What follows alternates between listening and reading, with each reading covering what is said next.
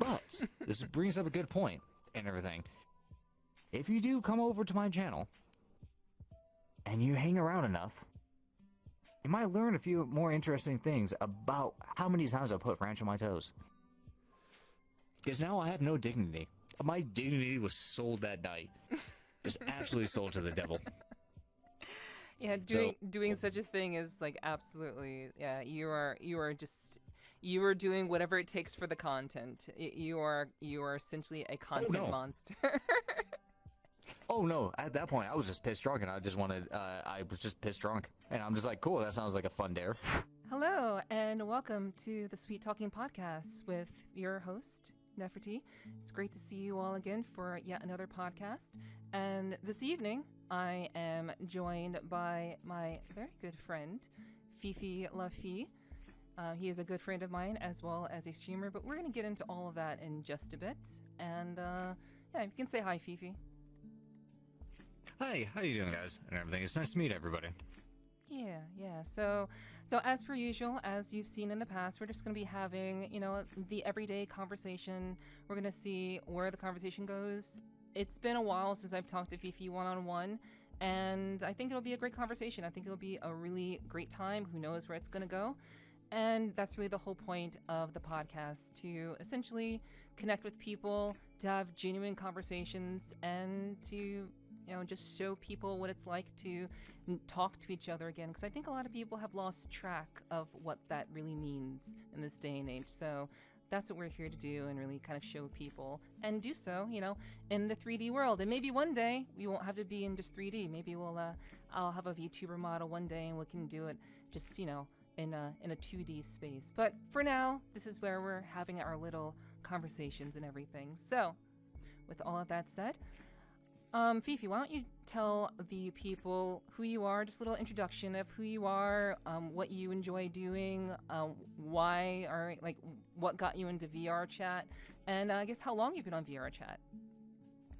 Okay, hi. Again, my name is Fifi, or FifiLaFi, but most people just call me Fifi. I'm a streamer here on Twitch.tv and stuff, and what I mostly do here in Twitch and everything, I do stand-up comedy and stuff. I'm inspiring to really push myself to be a stand-up comedian and stuff, which I do about every 2 weeks on my channel and stuff. But other than that, I'm just a very chaotic, lucky-go person and stuff.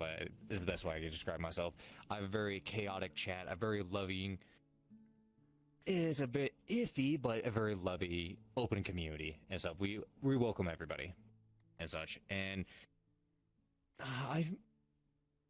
the reason I got into VRC, it's kind of not for the right reason, but a good reason at the same time.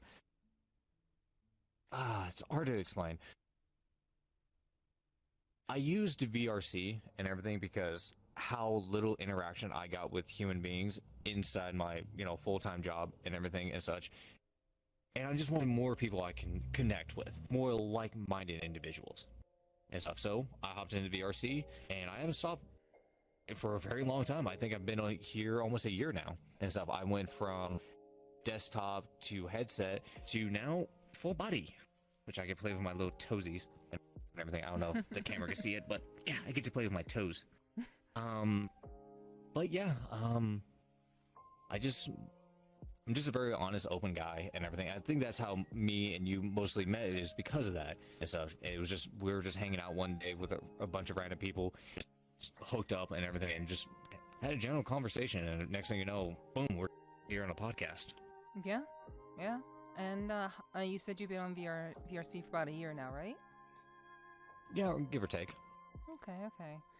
And well, I mean, let's get into that then. So, like you said, you got involved with VRC because you didn't feel like you were having very good connections with people in real life. You didn't feel like you were getting that necessary connection with people. So, I guess how has things evolved for you since getting into VRC, and tell us a little bit about like what has come out of that year of being in VRC and what that's done for you. Oh, my life has been completely turned around and everything. I cannot even stress that enough. Like, my whole life has been changed and everything. I used to be very shy and timid and stuff, like, even coming into the VRC and stuff. When you're you hear the rumors about the annoying, excuse me, my apologies, the annoying kids or the you hear a lot of bad things about VRC. Let's not sugarcoat it. Yeah, you do. Of course. But it still isn't. But then, oh yeah, it's not, and everything. Yeah, there are individuals and stuff out there, but like I say personally, on my stream and such too, and everything. Come find my stream and everything. Hang out with me a little bit in my stream and everything.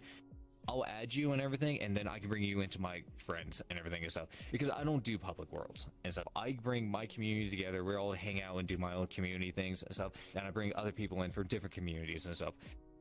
This last Sunday and everything, I had like 20 plus, no, maybe about 15 people and stuff. Just hanging around, BSing and stuff. Like, that's pretty much what you get in a public world and everything. It's just random people having conversations and stuff. Like I was saying earlier, it's changed my life completely. Like, I was shy, I was timid, I wouldn't even talk to people and stuff, but now, since I'm used to just going up to someone, I was like, hey man, how's your day going? Or, hey, how you doing, hun? And stuff. Like, I could be very open of who I am and what I want to do and such. Like, you could do very little in an online space for a Discord, a Twitch, a YouTube video and stuff, leaving comments and finding other people and such. But VRC gives you that opportunity if you just walk up to someone and it's like, hey, you're wearing, oh, I think that's from Power Rangers. Oh, that's from this movie. Oh, that's from that anime and stuff. And next thing you know, you're having a conversation for like 2.5 hours. Yeah. And stuff. Like, I've seen it all the time. It's amazing to watch. Yeah, like that's really what's really kind of gotten me to really stick with VRC myself, because I'm still very, very new. I'm not you've been in VRC much longer than me, but like in my experience in VR and using VRChat, it's really been that kind of like, you know, you happen upon someone randomly, because obviously you start off in public worlds and then you kind of get to know people just through osmosis, hanging out through other friend groups, and then you just kind of get to know other people just from spending time with just random people at random times. And it's really those unexpected moments that I think makes VRC special. And it's the funny thing is, it's very much like real life. In real life, you meet people by chance, and maybe you'll strike up a conversation. Maybe you'll overhear something, and then you'll jump in, and then you'll end up becoming, you know, good friends. And this happens in real life, but I feel like a lot of people struggle with that in real life, and it's not as easy for them as it would be in VR. Like, what do you think about that?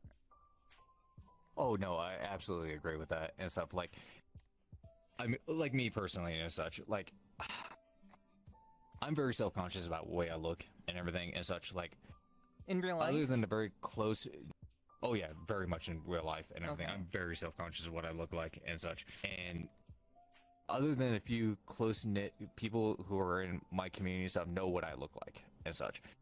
But when it like, when I go out to like a public bar here in my hometown and such, I'm so self-conscious about the way I look. What am I wearing? What I do? What social cues do I need to look for? What do I do this? What do I do that?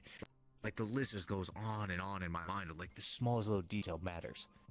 Here in VRC and everything, you literally throw on whatever you want and everything. Walk up to someone and it's like, hey, how's your day going? Oh, hey, I like what you're wearing. Oh, hey, you sound cool. Can I talk to you for a minute?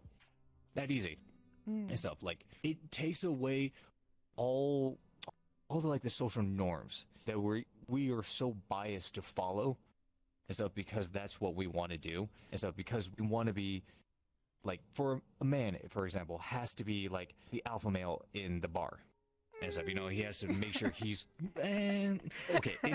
In my little home, in my own little hometown, it's the Cowboys, the Miners, and me.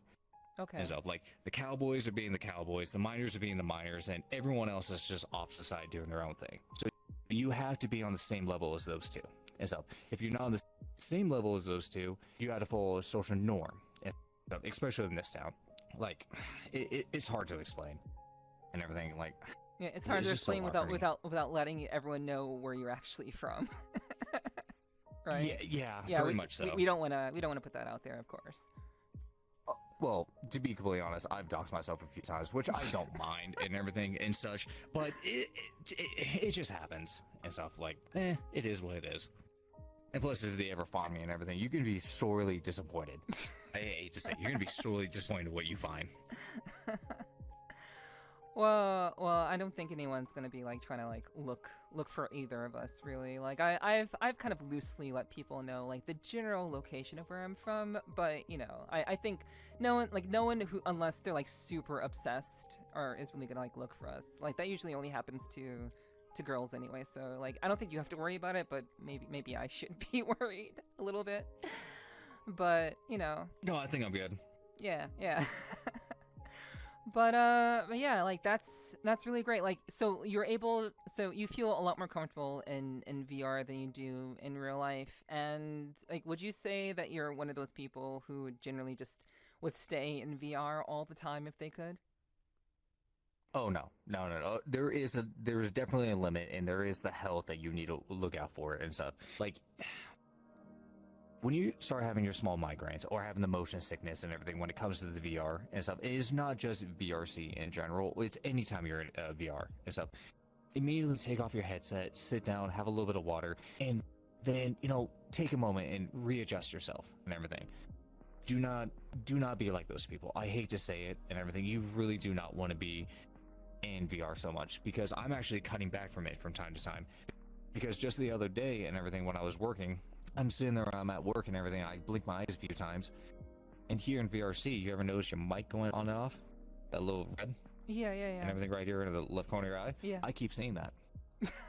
Oh no. Oh yeah. gosh. So that is an immediate sign. Yeah, that's that is too an immediate much. sign that I put too much time. Yeah. Mhm.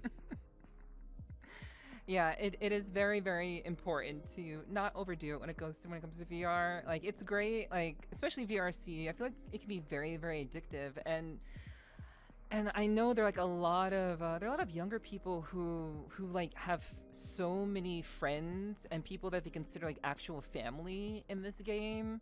Like I mean, I don't know, like do you consider like VRC like a platform or a game? Because I think some that kind of is used interchangeably with this sort of thing, but like how do you consider it? That's hard for me to answer, because I'm actually one of those people and stuff. Like a few, I hate to say it and everything, but there's a few people in my community and stuff like I consider very close and everything and stuff, like truly fucking close.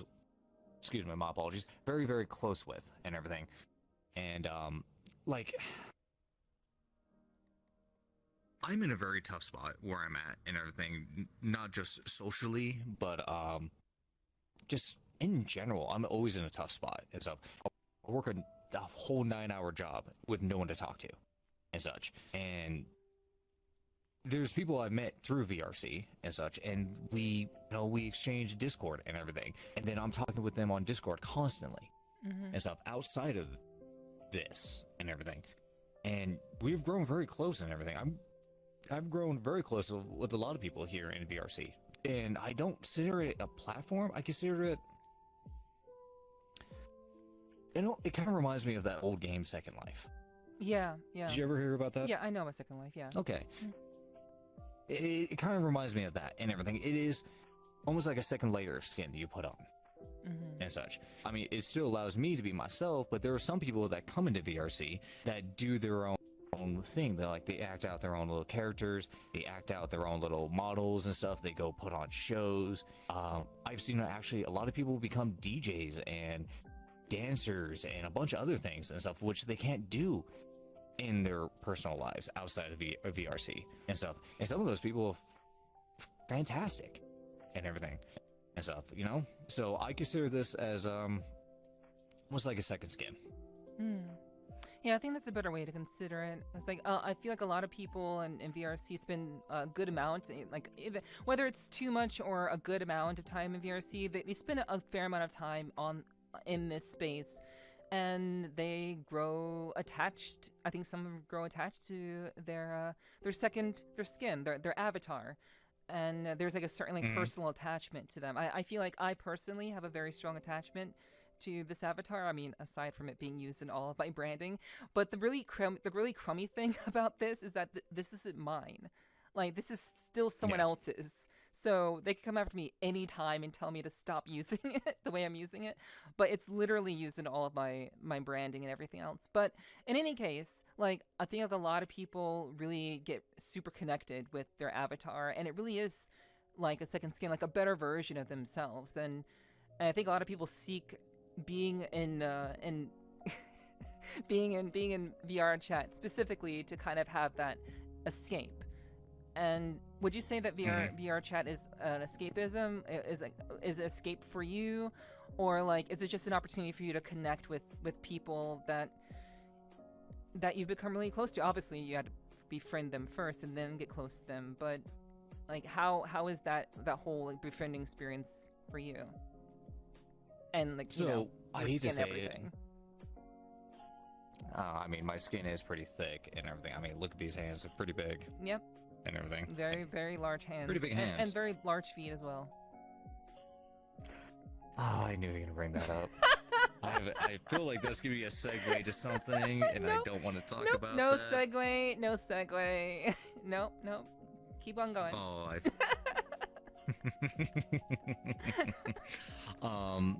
So yeah, I hate to admit it, but the very first times when I was starting to VRC and everything and stuff, I was using it as an escapism and such, because before I got to meet the different communities I'm part of and stuff, and the other friends that I have made and stuff along the way and stuff, I would literally just go into a public world. I would have a fifth of Jack and everything, and just slam that fifth of Jack and just go do whatever the heck I wanted and stuff. Like, I gave no craps about myself and such.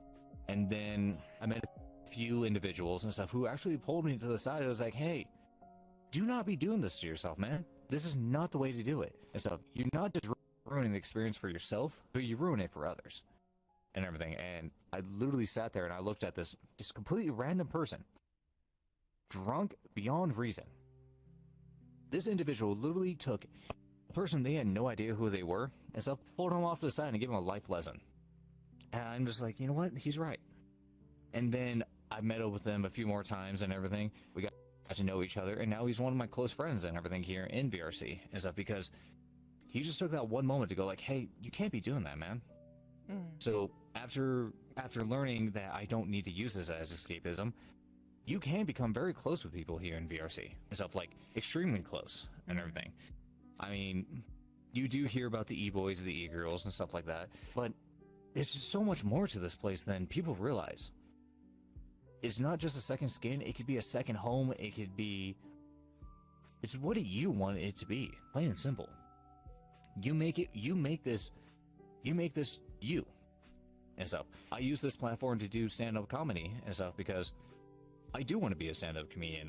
I'm a decent funny guy and such, but my dream one day is to be in a stadium with at least 100 people and stuff and tell a few jokes on a stand. I really want to do that and stuff, but you gotta start somewhere, right? So I saw VRC as an opportunity to do something like that. Cool. Yeah, that makes a lot of sense. So what I guess what we could talk about next is I kind of want to let's go into streaming, I suppose. Let's talk a little bit about that. So how long have you been streaming for, and like why did you start to stream in the first place? Okay, so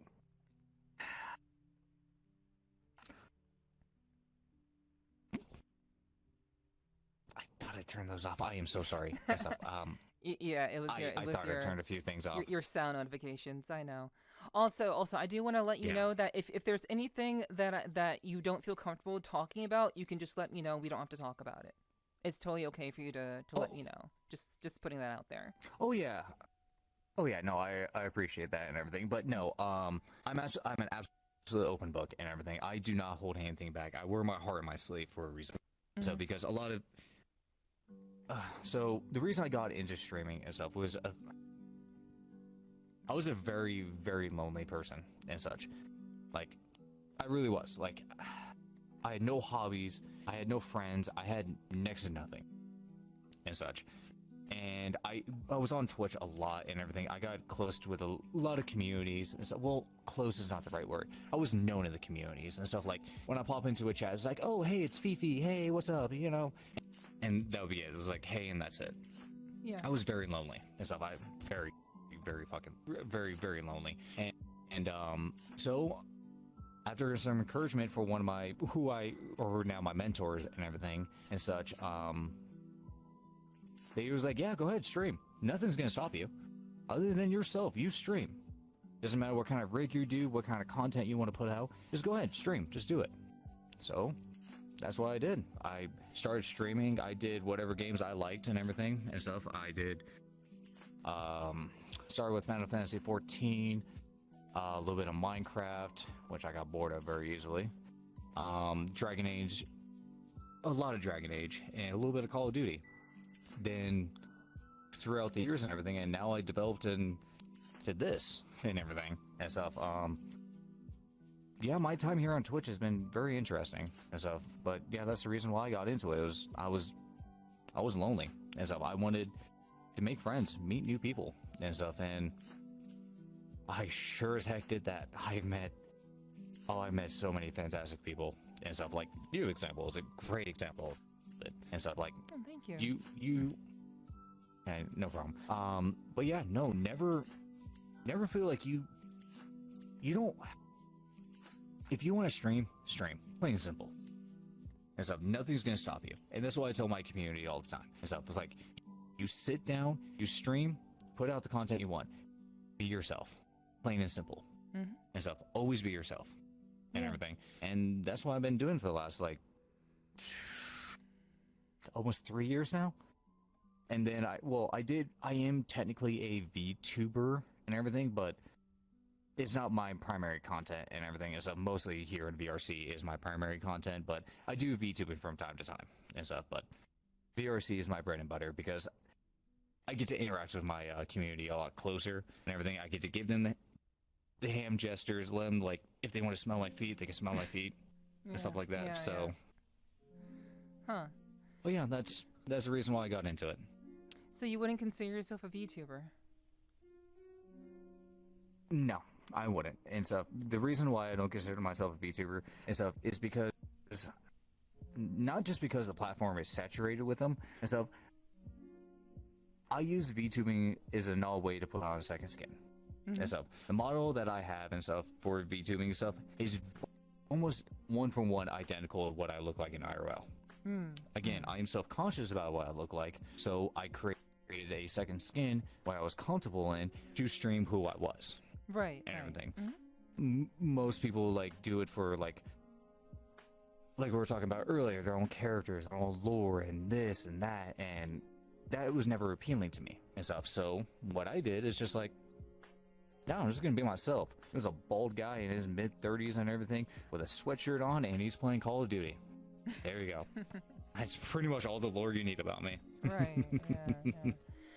But I mean, I figure like I think there are a number of VRChat people who consider themselves VTubers. They're just predominantly on VRC. So like I guess like yeah, there are I feel like I know the level of saturation of VTubers is absolutely just, it's a lot, especially because of bonkers. Yeah, it's because of COVID that it really kind of exploded. And you know, let's not mince words here. It's definitely because of the pandemic that people decided to get into VTubing. Many of them, not all of them, but a large swath of people that saturated, and that's where a lot of VTubers got really big, also during the pandemic. Mm-hmm. So like, the idea of like people who are predominantly on VRChat, I would consider them, if they are streamers and they are really trying to build a community, similarly to like if they're like the face of what they're doing on Twitch or YouTube or wherever they're streaming, those people are still putting on a character. They're still kind of engaging with people in a persona that is not who they are in real life. So, but they're presenting something that's new and different. So in that regard, I think calling yourself a VTuber isn't totally out of pocket. It's just a different kind of content and in a different space. And you're also limited because you're only in VRChat, mostly. I mean, I'm trying to get out of VRC and everything. I do stream many different games and stuff. I actually just recently with my community, we're actually playing a lot of Paladins and everything and stuff. We do that every Tuesday, or excuse me, every Monday. Every Tuesday we try to do, other than tonight because of the podcast and everything, I would have been streaming Phasmo with my community and stuff. And when I don't have IRL Dungeons and Dragons, because I'm a huge fan of Dungeons and Dragons, Same. I would. Oh, yeah. More things we could talk about. Yeah, I'm familiar. I would be. I'm actually going to get back into Warcraft and everything and stuff. So. Oh I'm gonna no! be doing Get into that on maybe 14. Wednesday. No, come back to 14. What are you doing? What are you doing? Okay, Stay look, away I'm from sorry. WoW. I'm sorry, hon. I can't be. Like, one of my personal close friends and everything, who is an amazing VTuber and such, who actually did raid me earlier, so thank you for that. Who is an amazing content creator here on Twitch and everything, named Khaleesi, the little moon kitty and stuff, who I'm very close with and everything. Why are you talking like I don't know her? Why are you talking like I don't know who she is? Maybe I just want to be playful. I mean, you can, but like, yeah, we're all friends. Like, But- I know who Cal is, but yeah, go on. I was also trying to really beef them up and everything and stuff, really give them that boost of confidence that they really need, because we both know this and everything. Cal is amazing and stuff, absolutely fantastic and such, and I can't be on the same level as Cal and stuff. I lurk in her streams all the time and stuff, and especially when she's playing 14 and stuff. She was so kind that I'm still part of her little guild and everything in 14 and such, but I can't be on the same level as them. What do you mean? I've tried for many years and everything. When I did Warcraft and everything, I couldn't be in the raids. I wanted to do the raids. I wanted to be like one of the top contenders and stuff in a guild. Like, I wanted to be that person who's like, hey, you want a tank? I got you and stuff. You know, I wanted to be. It's just how I am. Okay. I'm a very, like, when it comes to like the guilds and the MMOs and everything, I want to be relied on. I don't want to just be that person in the shadow. Everything, you know, it's like, oh, Fifi's just over there in the corner. Yeah, he's just leveling up his mining. Okay, cool. Like, I don't want to be that person in the guild and stuff. I want to be, if somebody needs something, they know they come to me. I like being very helpful to a community and such. Most people say I'm like the big brother of the community and stuff. Like, I want people to come to me if they need help and stuff. And when I joined Cal's community and stuff, like, I was kind of there, but no matter how much time and effort I put into it, I never felt like I was never good enough. And I put myself in that mind trap, which I have broken out of. I know I am good enough and stuff. I know if I put more time into it and get better, watch the videos, I do this, I do that, I can be up to that level and stuff. I absolutely know that I can. Yeah. And such. But it was that mental block for a very long time that I never got past, that I held myself back from 14. I haven't played in almost a year and such. The reason why I'm getting back into WoW and everything is because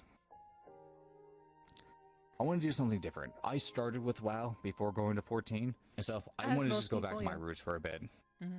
Yeah, I just want to go back to my roots for a little bit. Stuff, level a character from 1 to 80, take me 2 years to do it and everything. Like, I just want to do that again and stuff. Like, don't get me wrong, I'm still going to be around at 14. I'm still going to be watching everyone's streams and everything about 14 and stuff. It's just, I think if I want to get back into an MMO, you got to go back to your roots, you know? You got to take that moment to yourself and really get that ball rolling again. Okay. Yeah. Okay, yeah, that's fair. That's fair. So, what will you be playing? We'll be playing Classic, because Wrath of the Lich King Classic just came out, and Dragonflight is out on the 28th of November. So, what will you be doing? So I'm going to be going back to Classic and everything, because I actually, for the very longest time, I did do what's called the retail. I'm still trying to relearn all these names because, oh god, it's been 4+ years since I've played WoW itself and everything, like a very, very long time since I've played it. And so I got to relearn all these things and such. So yeah, I'm gonna go back to classic and everything because going back to my roots and everything because blood elves are the best race. You cannot prove me otherwise. I'm just saying. They're the best race Blood for elves a specific reason. A specific, very specific reason. Don't act coy. We all know why people like blood elves. And I haven't even played WoW, and I know why people love blood elves. I've never See, played I've never played a second of WoW in my life. I just keep up with this sort of thing. Oh, so you keep it for that kind of content? Oh, okay. Oh no. You. No. You made it sound. You made it sound like it. No, I can see you more of a Worgen though. Really? I'm just saying. Oh yeah. I mean, look at the ears and everything and stuff. Yeah, exactly. Yeah. But yeah, I've never played a second of WoW in my life. I simply I keep up with the information because, like, I don't know anything about WoW, but I feel like I have to respect WoW because 14 was inspired by WoW early on, and now 14 has become its own kind of creature while still holding on to some of the initial core elements that made WoW so revolutionary when it came out way back when. So, like, I have to respect, what my favorite game came from, or one of my favorite games came from. So you got to respect the master. True. I wouldn't really call WoW the master these days. I wouldn't really call WoW the master these days, but okay. Shh. Wow, I almost triggered her. That was awesome. No. But I can tell you still have love for WoW, and I can respect that. So, whenever you have your time, you spent your time in WoW, and you realize which game is superior, you'll come back, and it'll be okay. Actually, no. Okay. We're really gonna start some drama over MMOs. Okay. Some people would be like, some people will say like, oh, Guild Wars 2 is like better than both of them. Like, people are like, I've never played Guild Wars 2 either.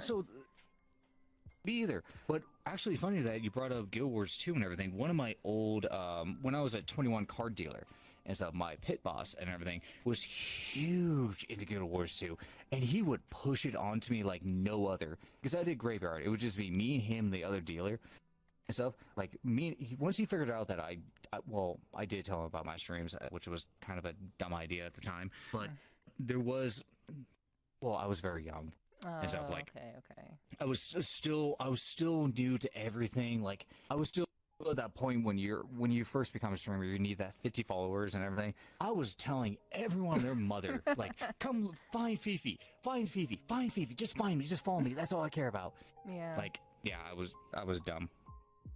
Anyway, but he really, really pushed Guild Wars 2 on me.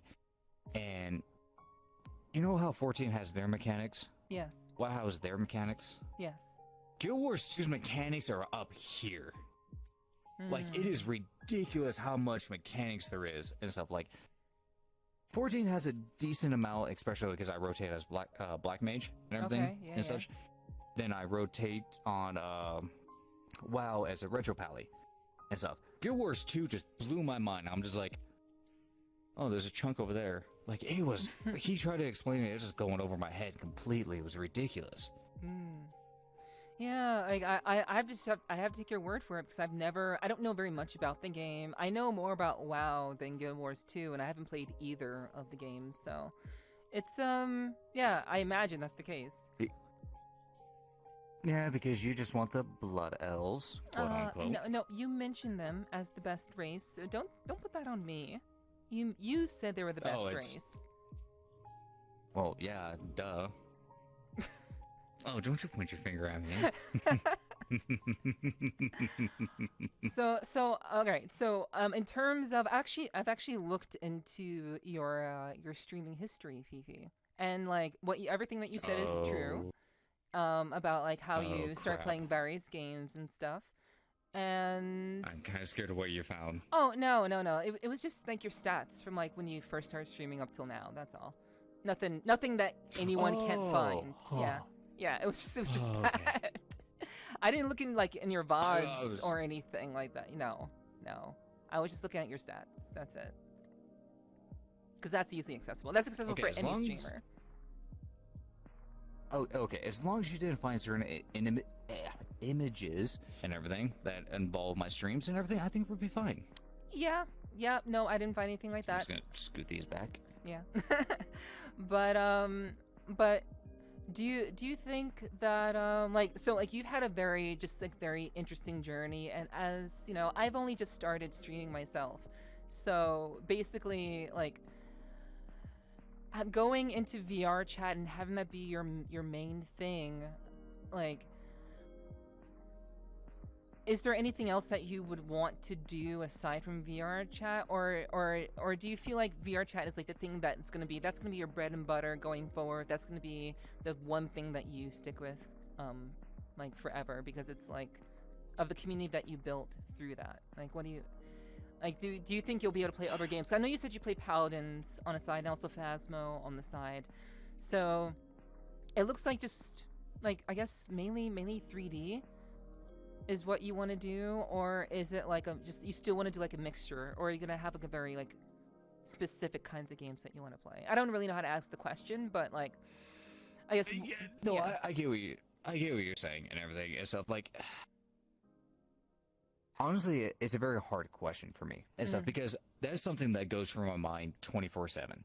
Right. And stuff. No matter how small or how big or how fast you grow as a content creator here on Twitch, you're always going to have the doubts, the questions in your mind. Where is my bread and butter is always the biggest one that we all have. Yes. And such. Yes, VRC is my biggest bread and butter. And stuff. I have the most interactions. I have the most people talking. I get the most out of everything when it comes to VRC and stuff. I think the reason for it is because I'm very expressive. Like, I'm constantly talking with my hands. I'm constantly moving. I'm always doing things and such, and VRC gives me the opportunity to get very close with my community and such, you know, like they could see my reactions to things and such. I mean, yes, VRC is probably going to be my bread and butter and such, but what I really want is for my community just to be happy where we are and such. The reason I got into Paladins is because just randomly here on a VRC stream and stuff, we literally was just talking about different games and stuff. Like, Overwatch 2 actually drops today as a recording of this podcast and everything, right? Yeah. And we're talking about just one time, just randomly here in VRC, like, hey, I played Overwatch. Hey, I used to play Overwatch. What you mean? We did this. We talked about it and stuff. And I'm like, yeah, I would love to get back into it, but 2's coming out soon. We'll try Paladins and stuff. Next. See, I know I have like 15 people in my community that all play Paladins, and we constantly are playing it together and stuff. Like, literally all day when I was at work, I had like 5 people in my Discord and everything, all in a VC just playing together and such. Which I'm like, you know what? That's the kind of game I want more and more people to come join my community for, because that isn't all a game that is saturated by individuals and stuff like any other game. And I want my place to be very opening and welcoming to those individuals and stuff. Like, you have a bad time on that game? Not with my team. Not with my community. You come in, have fun. It can be 18 plus a lot. Just a fair warning and stuff. 18 plus quite a bit. Like, well, I mean, there's no sugarcoating it. that's the nature of like what we do. Like, we are 18 plus creators. That is the nature of what our community should be. They should be 18 plus.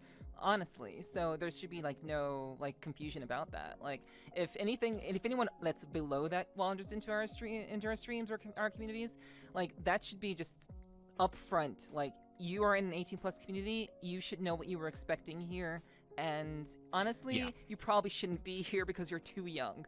So like, there's nothing wrong with it being like explicitly that. Like, I'm very open about that. Anyone who sees my streams know this, and obviously yours as well. Oh yeah, no, mine takes it to a whole different level and stuff. Like, there is your streams and mine are way up here. Like, I am. Yes, like, yes. How I've not been banned yet is a good question. Well, I mean, the majority of your streams are they're so like heavily interactive with like so many different kinds of people, and I've only like kind of like just recently have tried that sort of thing, because like like I really like interacting with my chat, like that, and same to you. Like you really like that, but you predominantly have people like in the same space as you, and you're interacting with those people in that space in the world. I'm predominantly talking to people in my chat by myself in a world by myself. So it's a different dynamic. There's more opportunities for 18+ situations with what you're doing than with me. So of course yours is going to be like up here, and mine are going to be down here, of course. But nothing wrong. There's nothing wrong with that. But I'm trying to take a cue from you, with trying to run like group dynamic kind of streams, and like I did one last Tuesday, tried it out. It's it was a beta, trying to see how that went, and it was okay. Hopefully I can do it again. But anyway. Was I there? What? No, I wasn't there, was I? You were there. I remember last week. Was I there? You were there. Oh, that's right. You came very late, but you were there. Yeah. That's right, because I had my Phasmo stream and I came and joined you. That's right. I completely forgot about that. Yeah. Yeah, it's but okay. It's a very different dynamic that we have and everything and stuff. Like, this is probably the longest I probably sat in one place and talked to one person in VRC and stuff. I am in ADHD helps so much. I'm not even joking. But I'm used to having like two people over there, one person over there. I got a person flying over here. I got a person over there screaming and moaning about something. Like, I am just so used to so many things and stuff. Like, ADHD does help. I'm not gonna lie. I believe really it. Helps. Yeah, I mean, but isn't every streamer kind of ADHD? You kind of have to be. No, yeah, absolutely.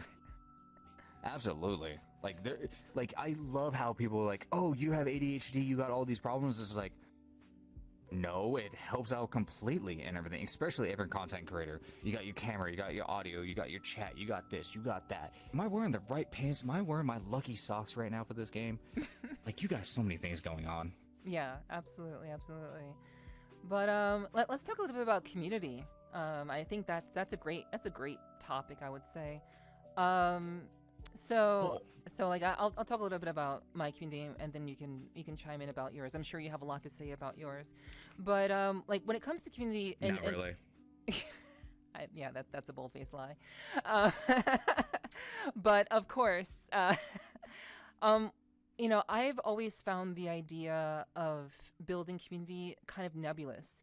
Because I like you said earlier, you were a very, very lonely person, and I too was a very lonely person. And I feel like a lot of people can relate to that. And so, like, though I find, like, I've never thought that creating community could actually occur. And, like, it's always just, it seems so hard to do. Like the chances of you finding people of like minds to come together and interact with each other and still mutually agree that you're the person, you're the focus of all of their attention, and they rally around you even though they're totally different people from all different walks of life. That to me is bonkers. Like, how that can even occur as a occurrence at all.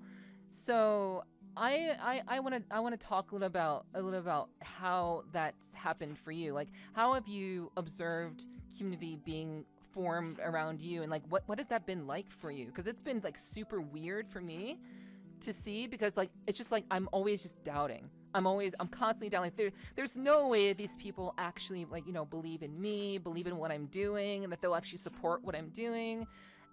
But they're here. Like, some of them are there like every stream. And it's always mind-blowing to see. So I guess tell me how that's been for you, like early on up until this point, and like how has that really affected you? So first and foremost, I like to say that we were pretty much in the same exact boat and everything. Unless you want to do the Titanic scene together and stuff, we're in the same boat. Like, absolutely the same boat.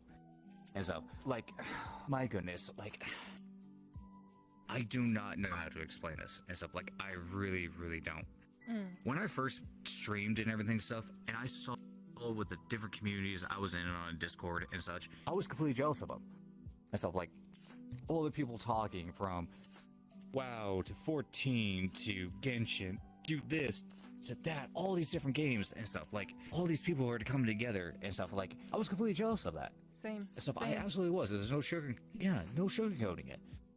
then next thing you know, you start bumping up, and it just slowly, I started growing and stuff, and next thing you know and everything, like, my phone blows up constantly and stuff. Like, I cannot mute Discord and stuff. I'm very protective of my community and stuff, because of the small little community I have. I'm very protective of it and such, and so my phone is constantly buzzing and stuff. Like we've already said earlier and stuff, I have like 5 to 6 people a day constantly playing Paladins, or people just showing off their food to people doing memes and other stuff I'm not going to mention on YouTube, but I really want to come look at my Discord and everything if you want to find out. That was a shameless plug. I'm sorry. It's fine. it's the nature. It is the nature of what we do. It's totally fine. Oh yeah, it really is. But that just completely slipped out of me. God, I'm sorry about that. Anyway, yeah, no, the little community I have right now, I cannot stress enough how beautiful it is. Like, beautiful is the only word that ever comes to mind for me. Like, you're absolutely right. Like, how are these people constantly coming into our streams, into our Discords, or seeing people like on your YouTube videos and for the podcast and everything, even the same comments and everything, or the same person that's watching the video over and over again and stuff. It's mind-numbing and stuff that this person truly is supporting you for who you are and stuff. And my little community blows me away each and every night and such. Like, just before my stream started and stuff, and before I was talking with them for about an hour before coming to see you and everything, I had like 6 people just hanging out in my VC and stuff, just talking, just having fun and stuff. I hop in, it's like, hey, what's everyone doing? Oh, Fifi. Like, I was bombarded like 50 different questions at once. I'm like, okay, hold on. I'll get to everyone individually, I promise. And it blows my mind every time. It's a beautiful thing, and I hate to say it, but even though I say I hate you guys, I love you at the same time and stuff. But I love you. Thank you. Yeah. But yeah, no, it's mind-numbing. Yeah, I don't think that's something I will ever truly understand. And you know, just with my short time on Twitch, just being able to experience that, even to the very small degree that it has been, like you have a community, and though it may be small, they're very devoted people, and it's so lovely to see, and that's the kind of thing that is like streamers. Like, even though I'm new to streaming and like you're very experienced with it, like I still, like, we value that sort of thing. Like, when people take the time to come to our streams and come and hang out with us, like, that's not something we take lightly. And you know, like, we go to other people's streams too, and like, we are a part of other people's streams, and we contribute to that whole idea of community with other people. But for us to have it for ourselves, like, what? Like, is that actually like a thing? But yeah, it's always crazy to witness. Yeah, and I'm not trying to toot my own horn or anything like that, but the reason why, I don't know if your camera can really see it, the reason why I got legs and everything here in VRC and stuff is because of my community and stuff. Out of nowhere and stuff, like out of nowhere and stuff, I got the biggest support I've ever seen and stuff. It's like, I was gonna keep it a secret, I was gonna make it like a little thing, I was gonna save up for like a year or two, like I had no plans and stuff. Like, it was just gonna be a small little secret off to the side. A couple individuals in my channel and stuff was like, oh hey, what you raising money for? It's a surprise. Oh no, it's not. Boom, just smacked me with the biggest support in my life.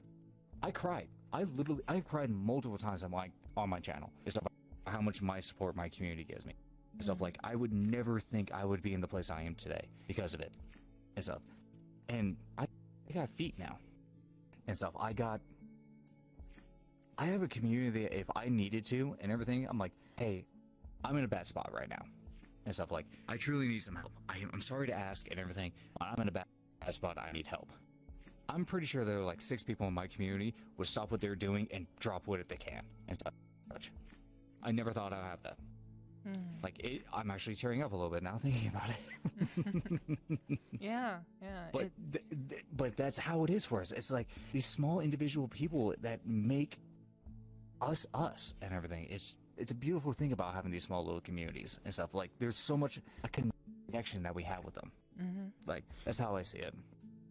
Yeah, absolutely. Yeah, I feel the same way, and I'm very much hoping that, you know, this sort of thing will continue. Like, I just wanna have hope, because like I was thinking about like the idea of what it would be like to become an affiliate on Twitch, and you know, I don't know if that is like something I want to do. You're shaking your head. Why are you shaking your head? So, in my own personal opinion, Twitch is in a very bad spot right now. There's no sugarcoating it. And so Twitch has done some very dumb things. That's why I'm hesitant. They're trying to... Yeah. They have done some very bad things that has hurt a lot of content creators, from very large to very small. Yes. And such. There's no sugarcoating it. And so, everyone got screwed over on it and such. Now, yes, I could badmouth the technically quote-unquote contract that I'm in, stuff, but I don't give a rat's behind and such about being affiliate. So what I want is to be a partner and stuff.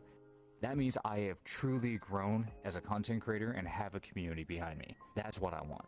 Right. And stuff. I just don't care for that. But to get that, you have to sign yourself up to some of the most biggest BS in the world and such. Yeah. Should be no... The way they were doing things right now, the way they're doing the revenue split and everything, it's complete BS and everything. I risk myself being on stream every single night and stuff. I risk everything. At any given point and everything, I could lose everything. I could lose every single one of my followers, every single one of my subs. What I consider is almost a second job and everything and such. It doesn't come down to money, but that money that does come in does help me from time to time. Like, if I have only $20 left in my bank account because I just put it all in rent and everything and stuff, I know on the 15th of every month I have it getting a little bit of something from Twitch and stuff. That is just a lifesaver. Yeah. And such. But because of this split and everything, I'm sorry, I don't bring in 20,000 viewers and everything. So I'm sorry I don't do that. I'm not famous enough for it. Yeah. I don't have this or that and everything. But they get to keep the 70-30? Okay. Cool. They get to keep their 70% of the income. Now, what about me? What about me? Like, why am I getting changed around and everything, and you're just taking more from me because, I only bring in 10 people, maybe 15 on a good day, and maybe one person subs? So that $3 and everything becomes $1.50 in my pocket? Cool. That's not even enough for Starbucks anymore. Right. There's no point of it.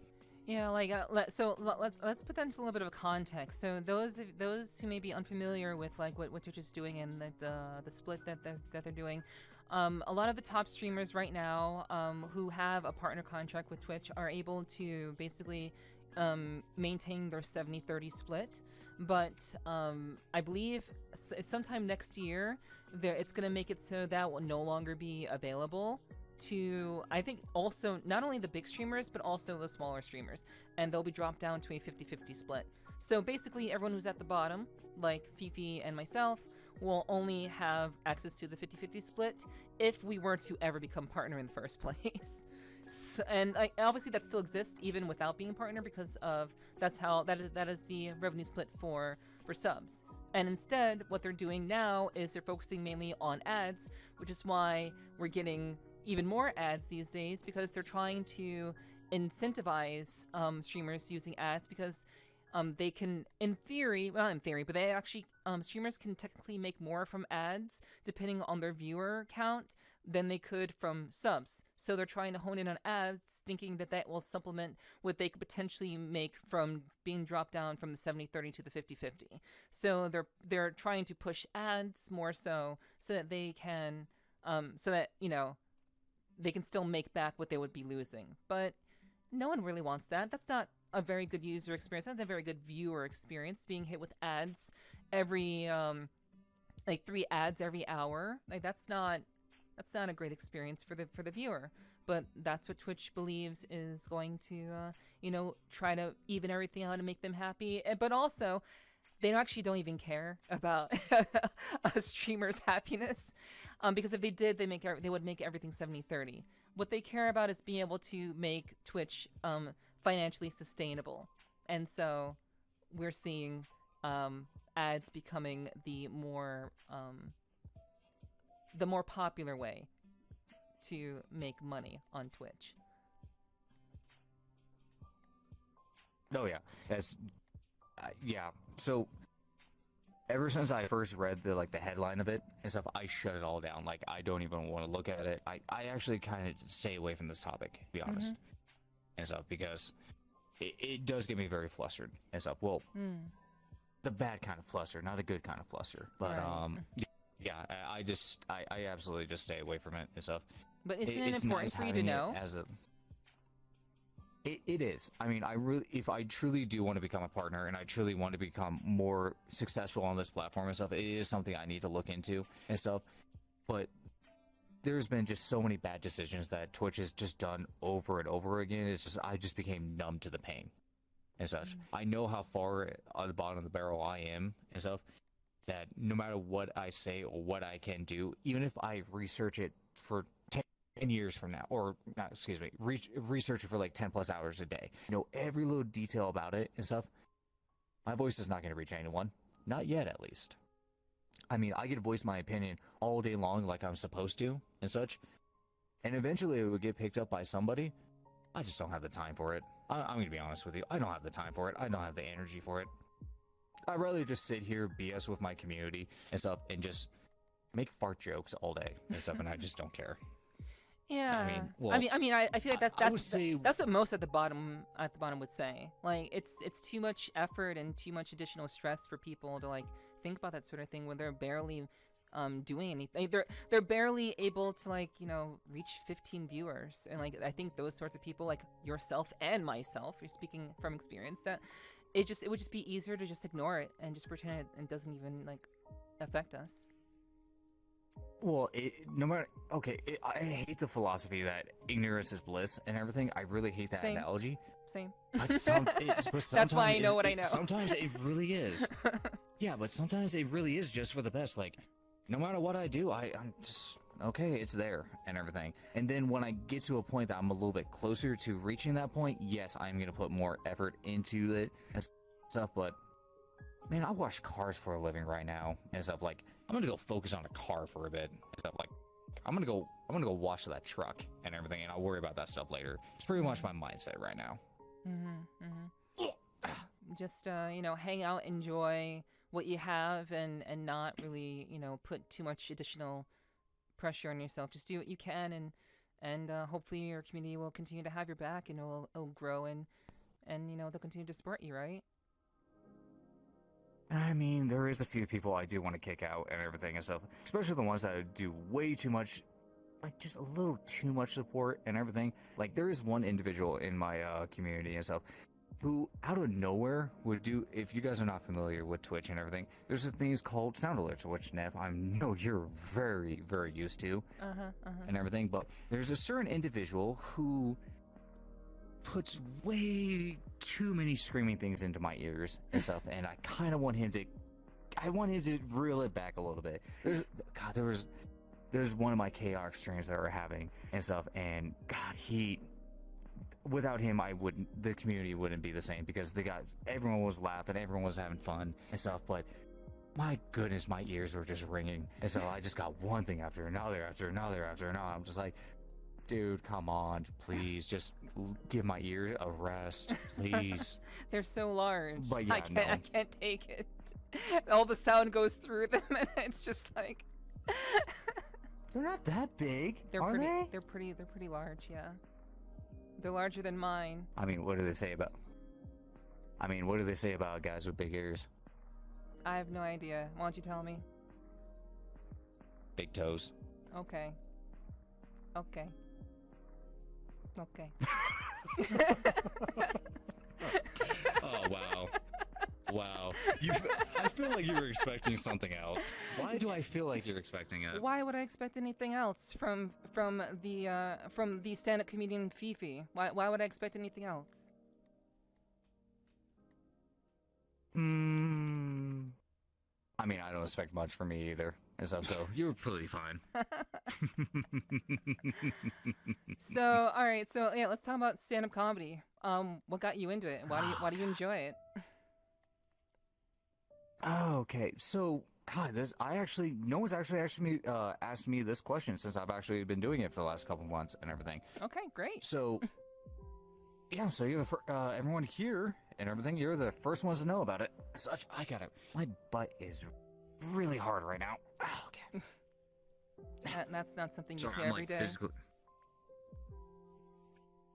If you ever come to my channel and stuff, you get used to the stupid stuff I say. Yeah. I mean, that's not the stupidest things I have said today. Anyway,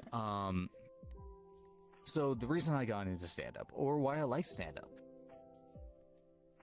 Jim Carrey. He's awesome. Oh yeah, absolutely. Ever since I was about 5 years old and everything, or give or take around that age and everything, I saw Ace Ventura, Pet Detective. Yeah, it's a great movie. Is that the second one? That's the second one, No, right? Pet Detective is the first one. Is the First one. Okay, what was the other one? Ace the Ventura. one with the skunk.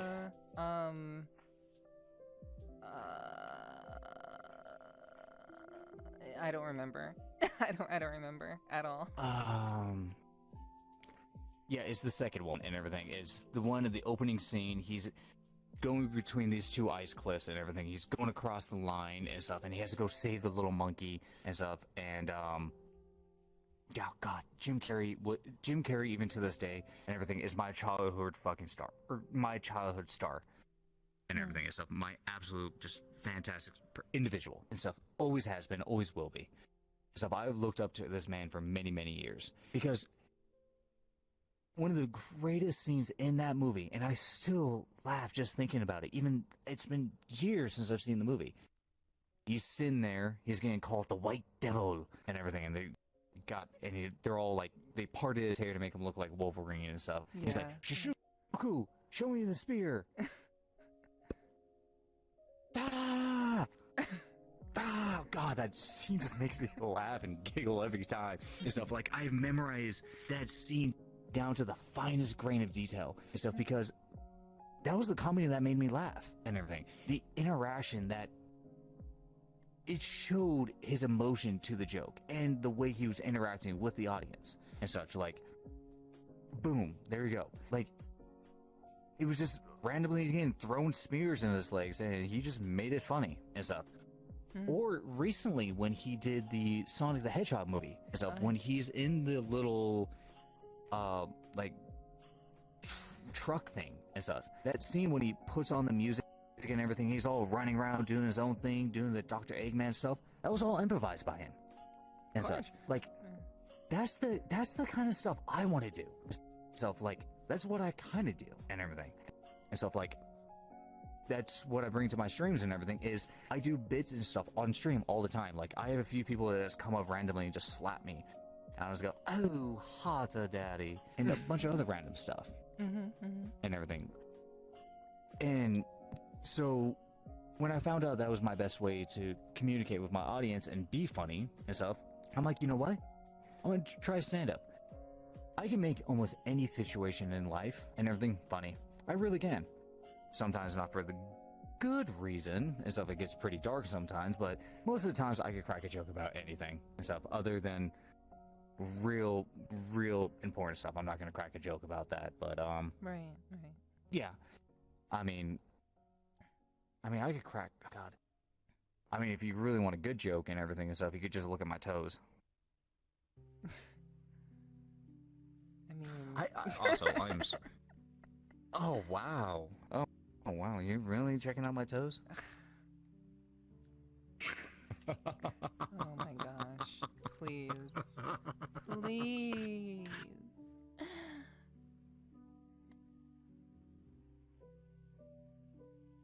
I mean, they're pretty big, right? They're very big. Okay, cool. That's a point. That's a point for Fifi. Yes, indeed. I would agree with you there. Yeah. As are your fingers. Finally. Yep. Pretty big. Oh, I can't do the water dropping sound. I'm just trying to smack myself in the face real quick. Nah, doesn't No. work. Oh well. Oh, But- you're expecting more? No, Or you're no, expecting me no. to like start sucking on them or something? No, that's that is that is for another stream. That is for the secret stream. Which will be starting here in about 10 minutes, folks. And if you don't remember and everything, please like and subscribe to this video because that was a shameless plug I did earlier. So now I'm going to help out. Absolutely. Please do. But really, so Jim Carrey was your inspiration, and so that has been like, so have you always been trying to do like stand up like throughout your entire life, or has that just been like a recent development when you realized, oh shit, I always really like Jim Carrey. Oh shit, maybe I can do this in VRChat. Has this always just been something in your life, or is it something recent that you kind of integrated into your persona? What persona?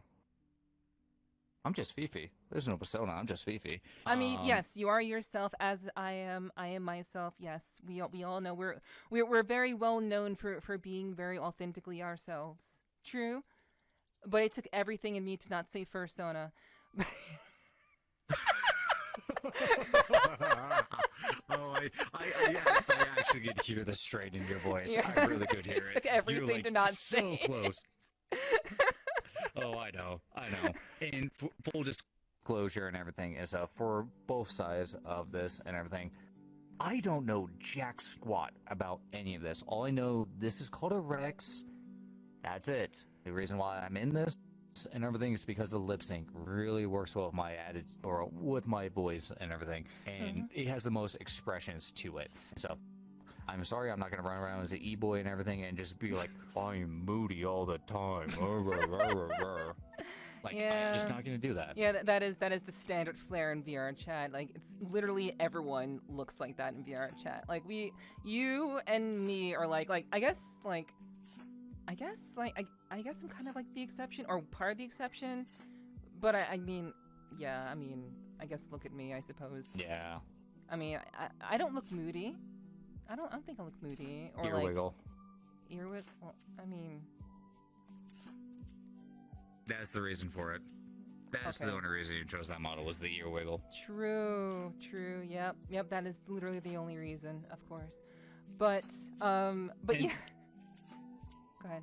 So the reason I got into the stand-up and everything and stuff was recently, like, before I even started streaming into VRC and everything. This goes back to when I was escaping from reality, putting on a second skin. Goes back to the story of me getting piss drunk and everything and such. I ran into an individual and stuff. He was like, yeah, I'm drinking too, and he just started hanging out with all these people and stuff. And then he showed me to a content creator here on VRC and stuff, and he's like, hey, she streams and everything and stuff, you should go check her out and everything. I'm like, Yeah. Drunk Fifi. started hanging out with that Kimi. Oh yeah, there's many bad nights as drunk Fifi. I'm not gonna lie, I've done a lot of stupid crap as drunk Fifi.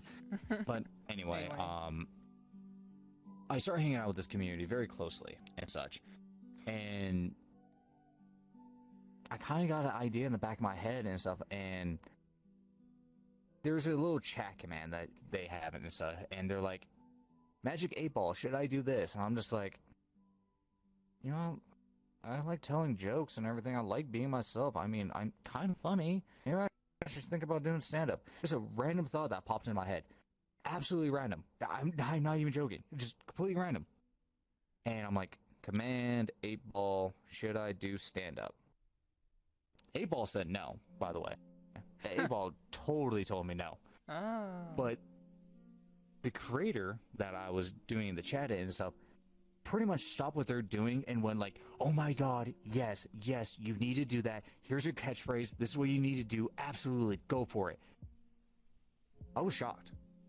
I was so red in the face with embarrassment, so fucking just going like, oh my god, really? Like, this one person that supports you gives you words of encouragement like that?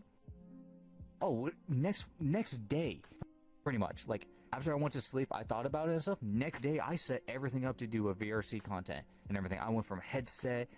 I mean, I've evolved from my quest and everything from my... Oh, God. So I went from my quest and everything, quest to like an hour stream in VRC. That's all it could do. To learning the ins of out of every little thing I needed to do with that headset to stream, to up to 4 hours, up to 8 hours, up to 12, because I was getting more and more into it. And so it wasn't the stand-up yet, it was just doing the VRC. Then I got into the stand-up when I got a little bit more better setup and everything. And now every 2 weeks and everything, I put on a show. And so I literally go on Green, I do a little stand-up routine for a couple hours and everything, have a few drinks, BS with my community, call it good and everything. And yeah, and that's how it really started. I mean, it's nothing special and stuff. It was just, well, it kind of is and everything and stuff, because you always have that one individual who is going to push you and stuff to make who you are better and stuff. And we all have that close friend. Now, I can't consider them a friend and stuff. I look at them as a very... I honestly don't know what to call them and stuff. I mean, we're not close, we're not friends. We know each other through VRC content and stuff. We know each other through drinking nights, offline drinking nights, do a lot of things and stuff, but I would never consider us friends and stuff, because it's just hard to say and stuff, because some people are like, hey, yeah, we're friends. I can't do that. I can't label things. Like, I just can't. And stuff. Maybe they considered me friends or me to her friends. I don't know. And stuff, but yeah, that's all how it really happened. It's just one person just literally said, yeah, you should absolutely do it. Here's your catchphrase, go for it. I absolutely will support you. And next thing you know, I'm here constantly streaming, making jokes, doing stand-up and everything, and having an absolute blast about it. Is that person still supporting you? Support's a very odd word. I mean, that's the word that you used. So yeah, well, the way I think of support and everything, and how she thinks support is, are two very different things. As it is but for yo, most no, people, absolutely. Yeah. Well, no, I'm just giving her shit and everything and stuff, Okay. because they're busy doing their own thing right now and stuff. But yeah, she absolutely supports me and stuff. Like, just the other day, I rated her channel and stuff, and she's like, "Oh, you're gonna stop streaming? Okay, hold on, what's going on?" Like, I didn't say anything like that. Sorry, you got the context out of what I was messaging and stuff, but just that right there, that small little interaction and stuff, I'm like, you know what? I know they still support me and stuff, even though we don't have it, because we're on two very different sleep schedules and stuff. Like, she's sleeping all the time. I'm off at work. When Right. I'm done streaming, she's just started streaming. Like, it's completely backwards and stuff. We haven't seen each other in maybe 2-3 weeks and everything, but I know for a fact she still supports and stuff. So that's all. As long as I have that mental support in the back of my head, I know they're still supporting me. And then I got my community who absolutely supports me all the time and stuff. And I even have my own little channel. God, can you get better about that? No, it's fine. We're gonna we'll go over that at the end of the podcast anyway, so it's fine. Yeah, that's why I kind of stopped myself. I'm like, wait, Fifi, there's gonna be a good moment for that. Wait for it. Wait for that plug. Right. But yeah, I mean, that's great. Like, so basically, you found yourself in a situation where someone out there was like, for whatever reason, believed in you, and you know, just because you had the mild curiosity to want to give it a try, you went for it, and I think that really is very much what most streamers should do. like you said earlier, like if you want to get into streaming, you should just do it and try it, because you'll never know if you actually enjoy something until you take a risk and hop into it. You know, some people are very kind of like timid. They'll kind of dip their toe in and see like how, you know, how it feels, and you know, but some people will just like dive right in. So, but you'll never know if it's something for you until you actually give it a try. So I think that is that's definitely important to do. And that's interesting. There that, is yeah. so many jokes God, there were so many jokes I wanted to squeeze in there, but different content. Oh my god. Yeah. There's so many I wanted to squeeze in there. Well, I don't want to put you on the spot for like to have you tell a joke on the spot, but you know, like it's I you know, if you ever feel the need to tell a joke, and you think it'll be appropriate, please do, because like I don't want to be like tell a joke, because like I don't like when people are like, oh, do a voice. Like I don't like that either. So, you know, I understand the pressure. No. Oh no, see, I actually like the pressure and everything and stuff. I'm not gonna lie. I mean, it does put me off and everything. It does a little bit, but I consider it a challenge. Like I said, I can make a joke almost about everything and stuff. Like the way you're talking, like always dip your toes in, do this, like ease your way into it. I'm like, always do that in your personal. Oh no. I guess the world didn't want me to do that. Oh, crap. Oh no. I tried to do one joke and the world just said no. It's no. Yeah. I just said no, you're not doing that. Stop anyway, right there. Like I was saying. Yeah. Exactly. Stop. You have violated the law. Yes. That's pretty much what happened and stuff. Pretty much, like we were saying, like, oh, you need to do this and do that. All the things that was going in the back of my head. You should really try that in your personal life too. Always stick a toe in. See what happens. I mean, that's not a bad joke. That's not like totally out of line. You can interpret that. You can interpret that a lot of different ways. Well, there's a lot of different ways you can interpret. God, what is going on? I'm sorry. Do you mind if we take a 5-minute break real quick? Oh yeah. So yeah, you were mentioning about what was it? We were talking about stand-up, and oh yeah. Yeah, and just like how you end up getting involved in that, and how that is really, you've basically integrated stand-up into your whole identity when it comes to doing VRChat. So that's like basically what you do, and a part of what you do in VRChat now, right? Oh yeah, definitely. I mean, about every 2 weeks on a Saturday and everything, I come here into VRC and everything, and I hang out with my community for about an hour. If you're on my friends list and everything and such, I pretty much just go like, there's a thing on VRC, and stuff you guys are not familiar with, it's called going blue or green.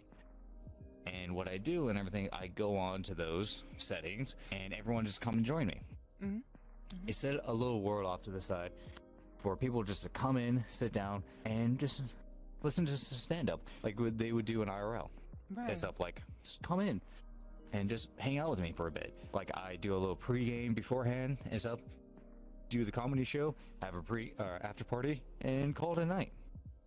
Mm-hmm. Most nights though, I do end up on my face because I do drink a lot in VRC. I'm not gonna lie. Yeah, and like. But the reason being and everything is because you're just having fun with people and stuff, you know. Yeah, it's a way to kind of wind down and let loose and just enjoy yourself. Oh yeah, very much so. Yeah. And everything. But of course, we don't endorse. Please drink responsibly. Please be sure to, if you do drink in VRC, do not be peer pressured into drinking with others if you do not feel comfortable doing so. It is totally okay, and you should not feel pressured at all to drink just because others are drinking around you. Definitely. And that's one of the biggest things I always harp about with my community and stuff, because there are sometimes, like, if I'm not doing a stand-up for the night and stuff, I do a community drinking night with my my community and stuff. Yeah. I go to this little world and everything, and we do like almost a, like, it's not like truth or dare or anything, but it's just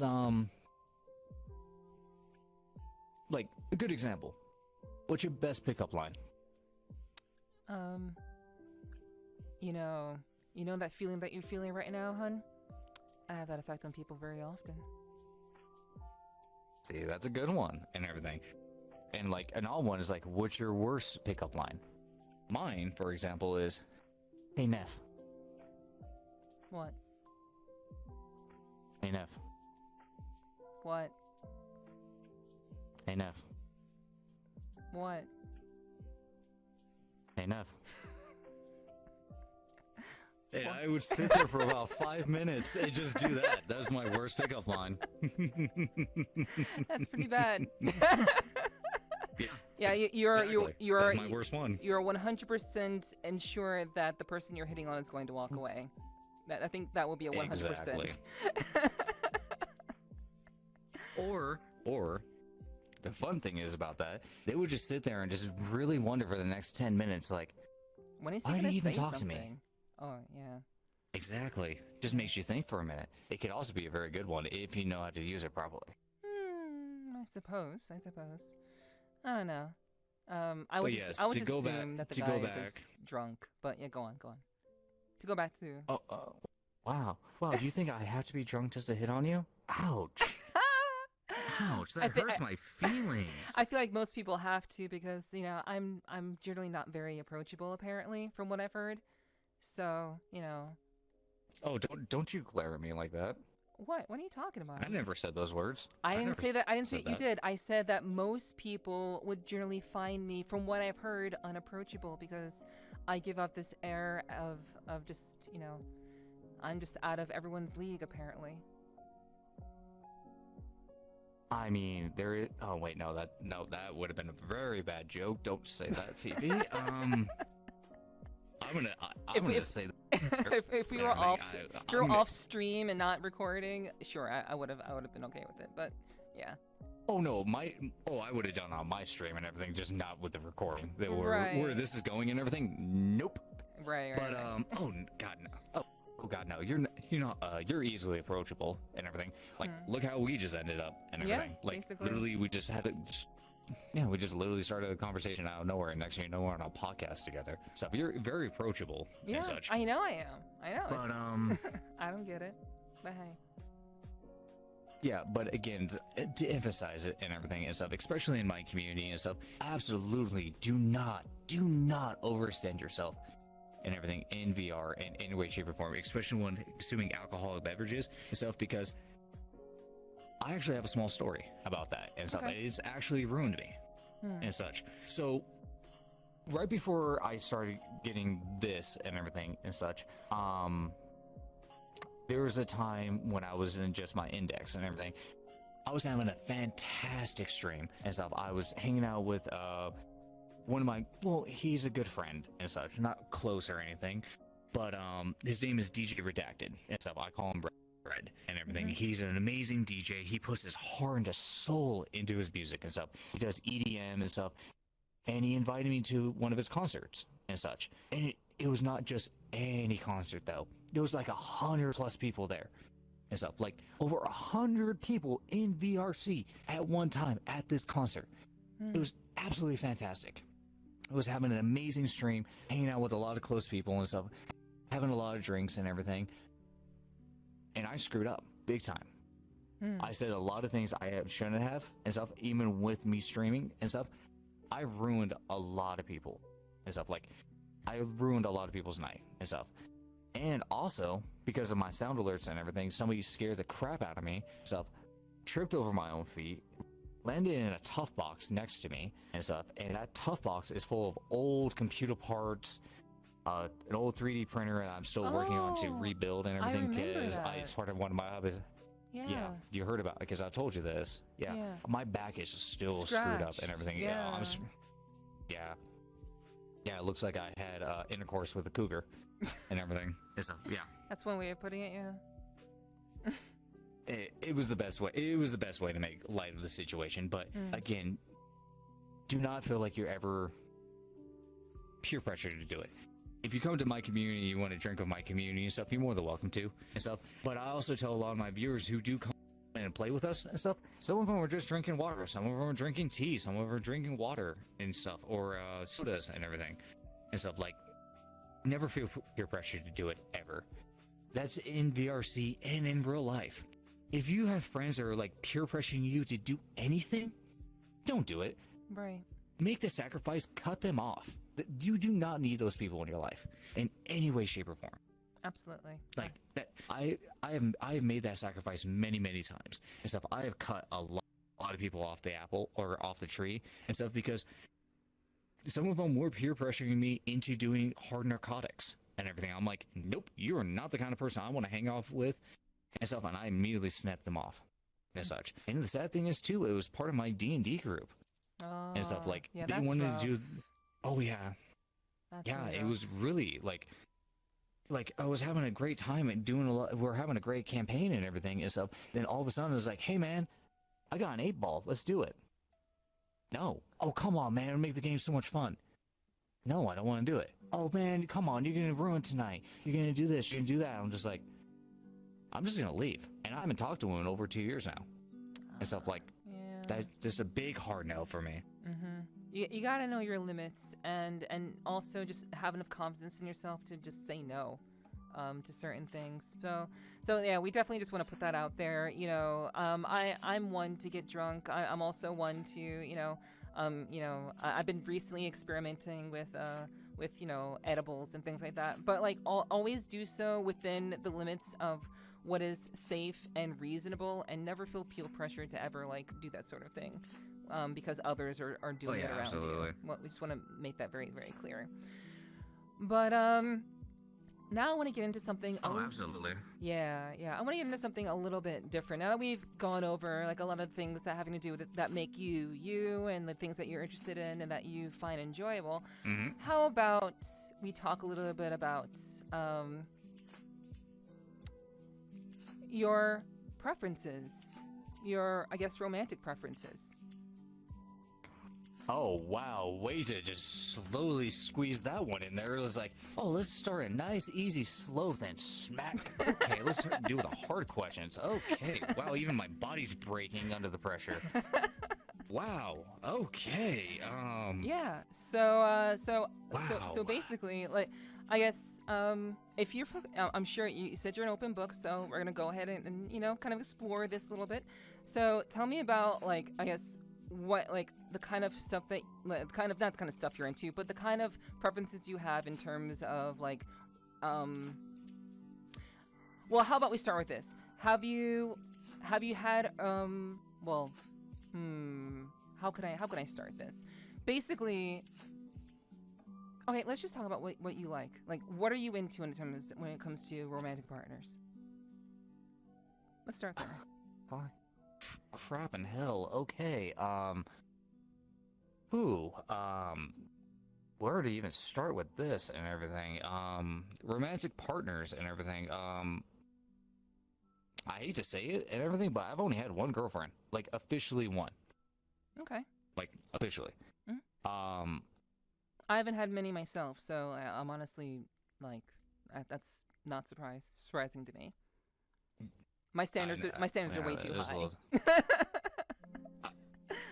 And yet you talk to me, so they're not that high. Ah, please. Anyway.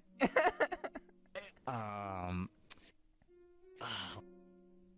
this is a hard question for me because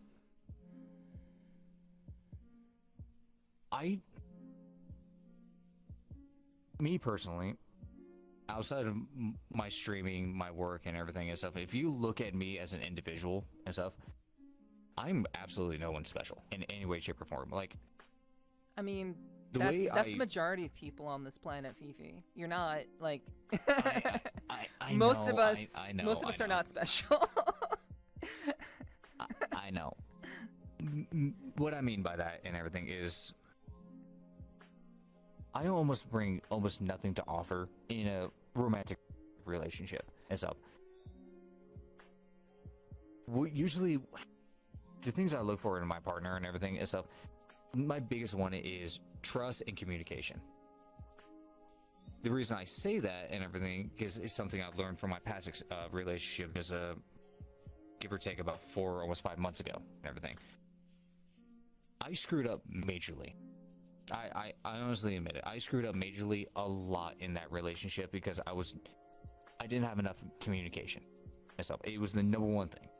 The communication between the both of us on everything that we're doing, from the time we woke up, the times we're going to sleep, what are we doing at this time, what are we doing, and stuff like the basic concept of just being in a relationship or even showing interest in somebody, if you want to build into a relationship, is communication.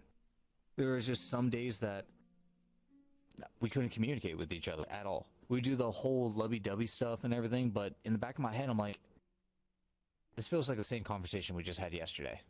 I could almost go back to our previous text messages and stuff and go like, yeah, this is pretty much a copy and paste of the same day.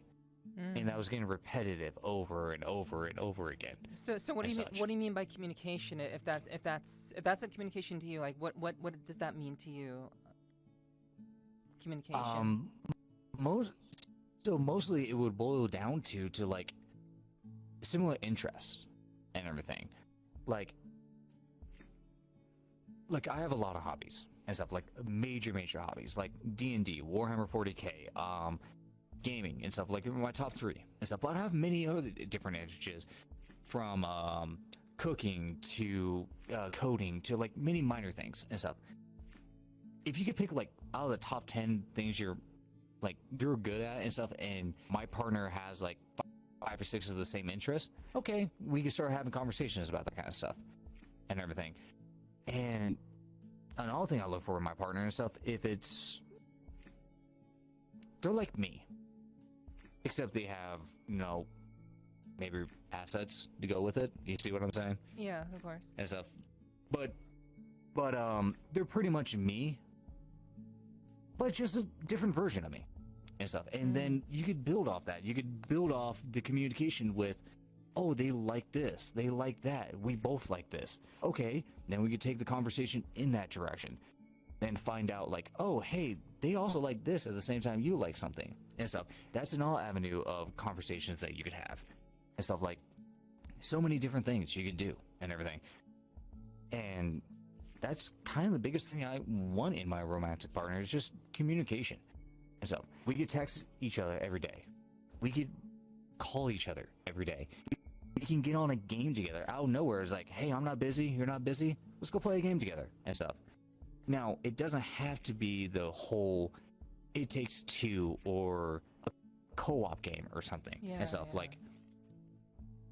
Like a thing I would really want in my partner and stuff is that, let's say it's long distance and everything, and you only have Discord. That's the only way you communicate. Or maybe you haven't asked for their number yet or something, or Discord's the best way you can communicate and stuff. Like me and my partner are just bored and everything and stuff. Like, I'm not streaming, I'm not working, they're bored at home and everything. I'm like, oh, hey, babe, you know what? I feel like playing World of Warcraft right now and stuff. Okay, baby, go ahead and play. Well, why don't you come watch me and stuff? And you could have them watch you as you play, and you could have a communication off that and stuff. Like, maybe they are interested in playing it too. Or maybe they're interested in playing the game that you are, and you just talk to them about it and stuff. Like, there's so many ways you could have a good conversation with your significant other and stuff, and that's kind of one of the biggest things I look for and stuff. Now, granted, I'm not the best talker and everything. I admit I could go on rambling for a good 30 minutes straight and everything, and you're not going to cut me off, which I really do appreciate. Yeah, I mean, this is about you. We want to know about you. This is my podcast, but we're here to learn more about you. So I'm not going to cut you off unless there's a need to, which there isn't right now. I mean, I've only had 10, 15, 20, 25 beers. I mean, that's all I had. Yeah, sure. but granted, you said you're not the best talker, but I disagree. But go ahead, keep going. Why do you say that? If I'm very comfortable around somebody and stuff, like I'm very comfortable around your Neph and everything and stuff, like that's just granted and stuff. That's why as soon as you're like, hey, I want you to be on the podcast, I jumped at this opportunity and stuff. I'm like, hell yeah, I'm gonna be on a podcast. Yeah. And everything and stuff. I absolutely love it. But if I'm very comfortable around somebody and stuff, like I would easily I could talk for hours and stuff, because it opens up a lot of different communications and such, you know? Like, you could sit there, my darn legs. If you could sit there and talk for like 2 to 3 hours and stuff, and your significant other just sits there and listens to you, that's a win. True. And stuff. Like, I agree. That's a huge win. Hmm? And stuff. If you could sit there and just talk to your significant other for anything, like anything in the world, that's a win, and that's a keeper. Like, just straight up a keeper. Yeah, that's something that I would 100% agree with. It's important to be able to just be able to have a variety of conversations, and the most important thing is like to be able to be open-minded to different ideas, like to have enough similarities that you two can get on with about certain things, but also have enough divergent differences that you can teach each other new things. So like, and for me, it's like I like the similarities, but I also like there to be some level of differences. So like this person is clearly thinking for themselves and not fully mirroring me. So they are their own person, and perhaps their perspective on things is something that I can find new perspective on, something that I hadn't thought about. They can introduce that to me, or an idea or a game or a concept that they may have explored, they can introduce to me, and then we can like talk about that. But being open-minded and being able to talk about a variety of things is super, super important. And I think Oh yeah, definitely. Yeah, what everything you said is like, I would say is totally reasonable. And I guess it's because like, well, I guess what would you say, like, I guess what is kind of holding you back, or what have you figured out in terms of, I guess, what you would want in a relationship, and I guess why do you think that hasn't really happened for you as of yet? Okay, so again, hard questions, and I love it. I absolutely love these hard questions.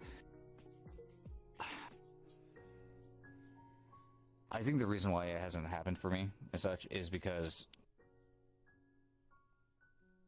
I put myself in a mental block constantly and stuff. As you could probably already tell and everything, there is sometimes I talk myself down a lot. It is a very bad habit of mine, and I am trying to break that from time to time. Self-love.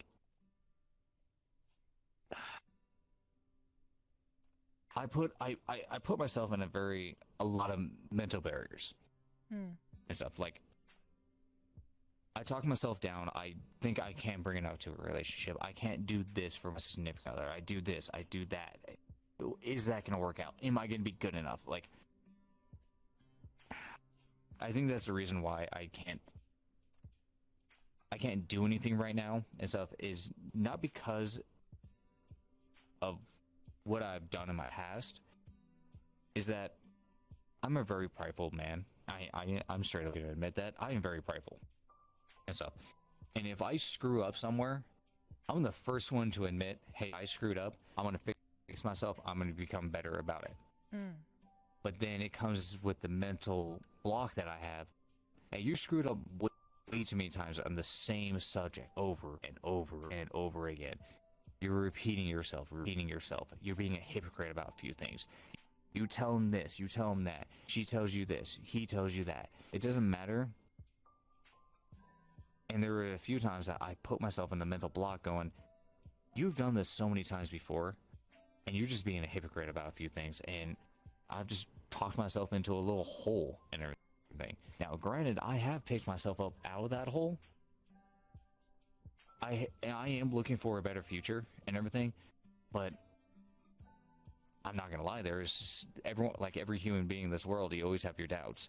Am I good enough to be with this person I'm interested in? Is this person I'm interested in truly interested in me? Because you brought up the whole mirroring thing and such. Like, I didn't know about this and everything until recently. Like, about absolutely what? Not in, like about how if someone is like interested and everything, they would like mirror you. Oh yeah. And such. Like, just yeah, I never knew anything about that and such. And You need to hang around me more. it wasn't until recently. I talk psychology. I talk psychology all the time. So if you hung out with me more, you would hear that sort of thing from me. Oh yeah, no, that I'm used to and everything and stuff. It's more of the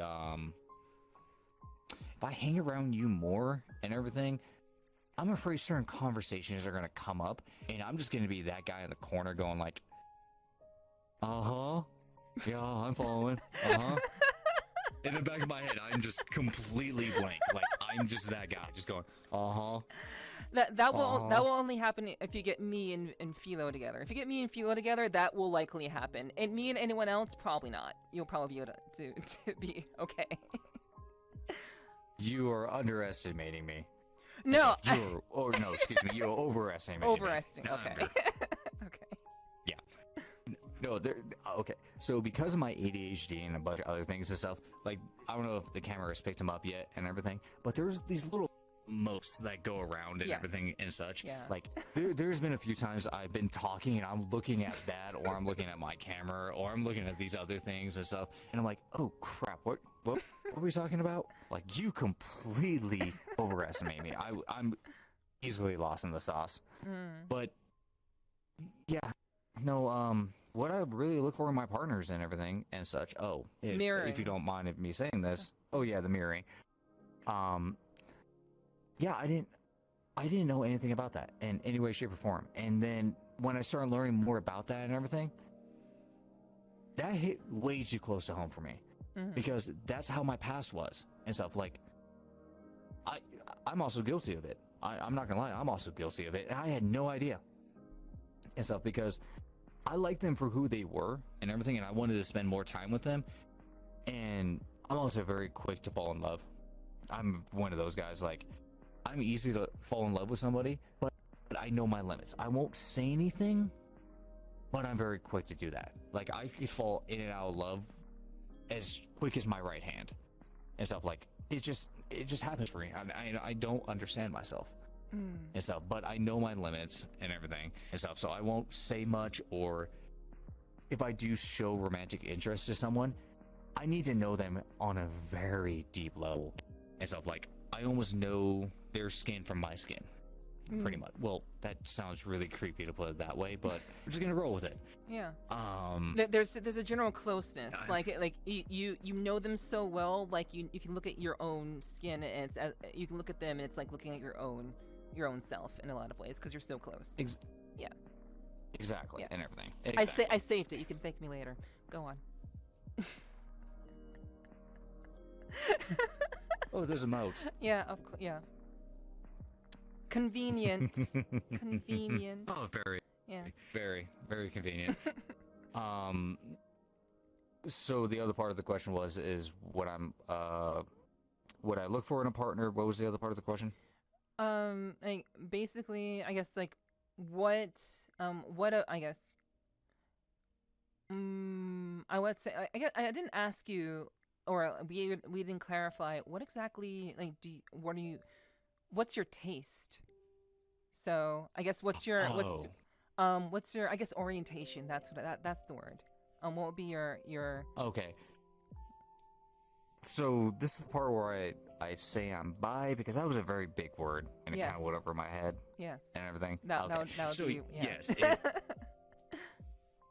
Okay, so if you guys haven't already figured out by the way I talk or present myself and everything, I know I don't look like it and everything, but I actually am bi and stuff. I actually just recently, within the last year and everything, came out as bisexual and everything, which is very lifting in a very special way and stuff. Like, another thing is too about me and stuff. Like, I'm also gonna go on a small little tangent.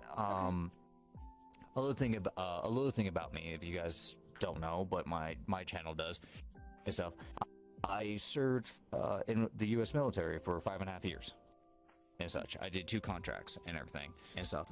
And during that time and everything, there was an individual in my squad who was openly gay and stuff, which at the time and everything back in 2013 was in itself, you know.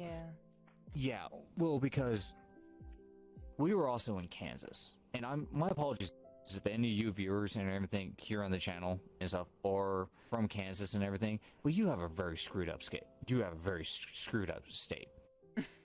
Not because of the weather and the flatlands and a bunch of other things. It could literally snow at one point and be 100 degrees the next minute and stuff.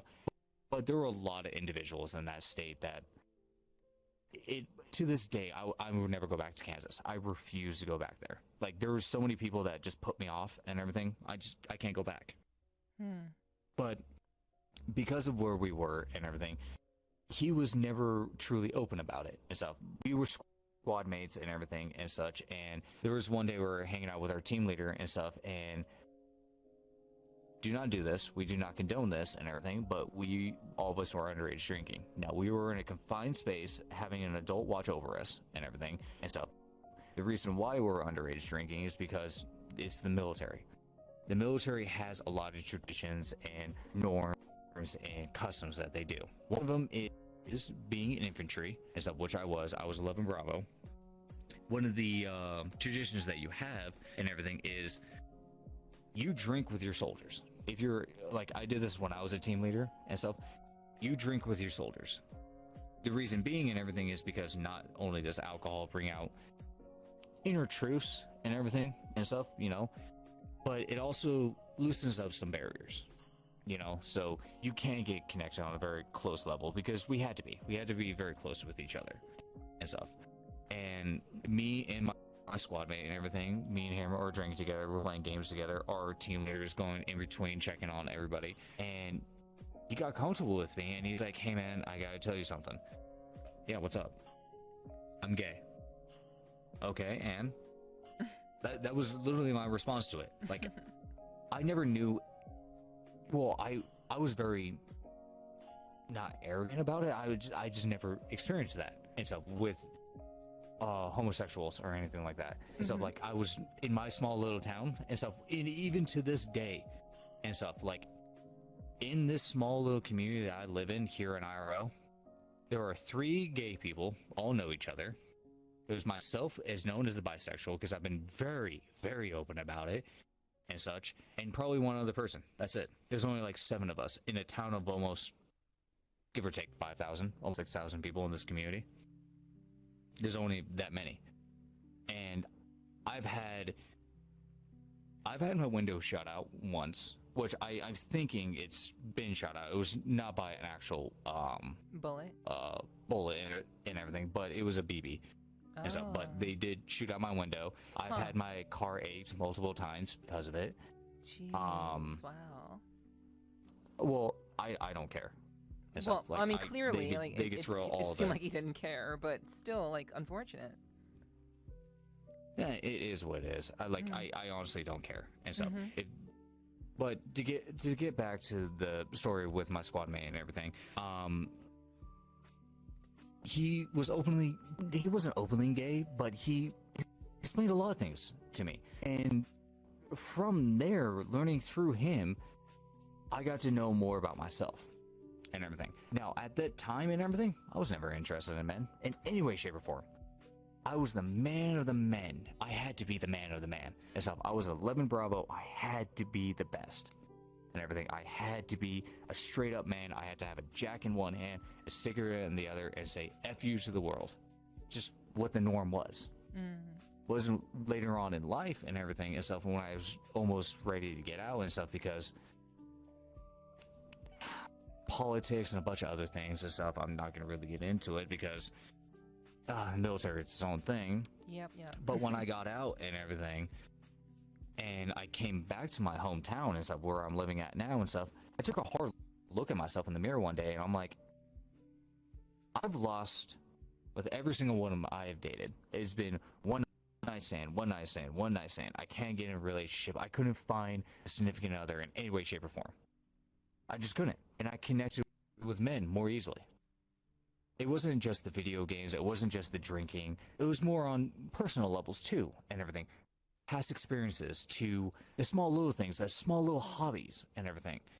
I connected with men a lot easier. So I'm like, you know what? I'm going to give it a try. So I started, being more openly and sexually toward men and stuff.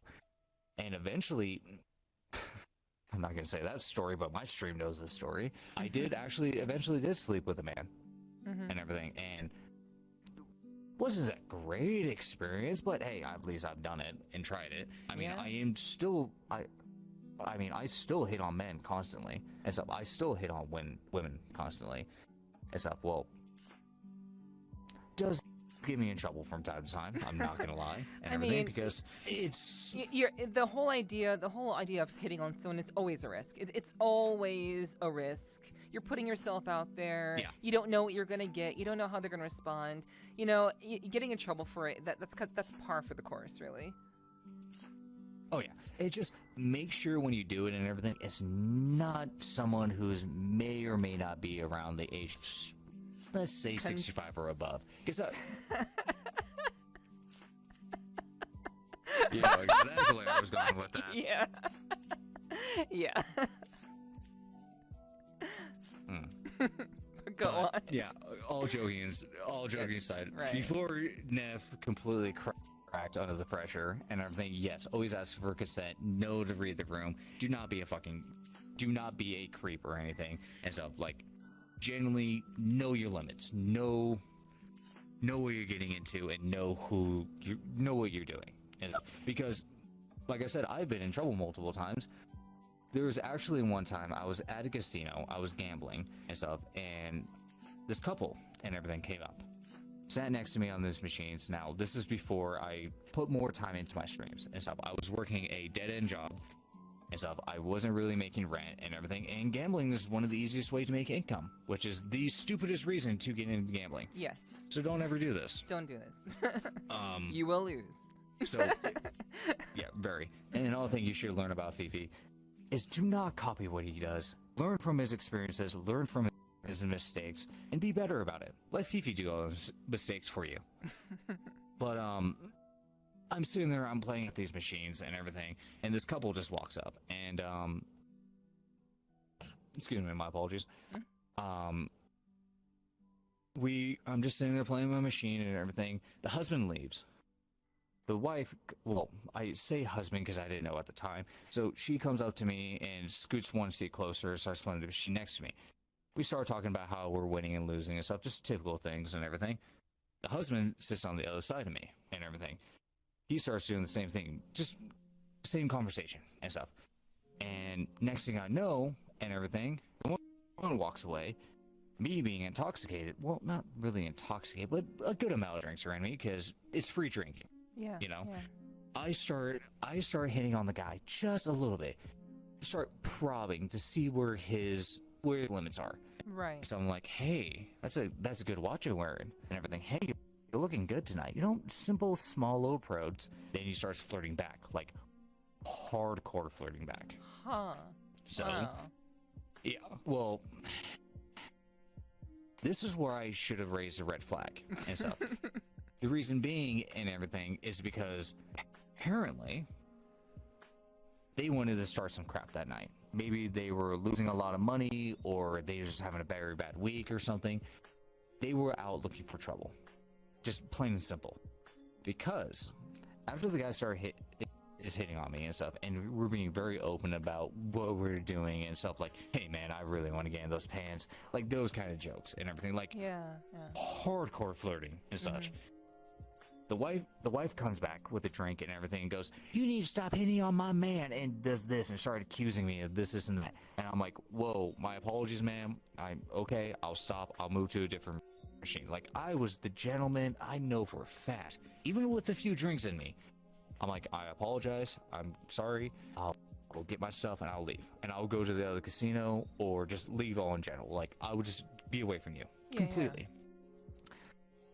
She would not take no as an answer, follow me around the casino a little bit and stuff. Like, I tried to get the pit boss involved and everything. I'm like, hey, they're kind of, you know, being a little too much and everything.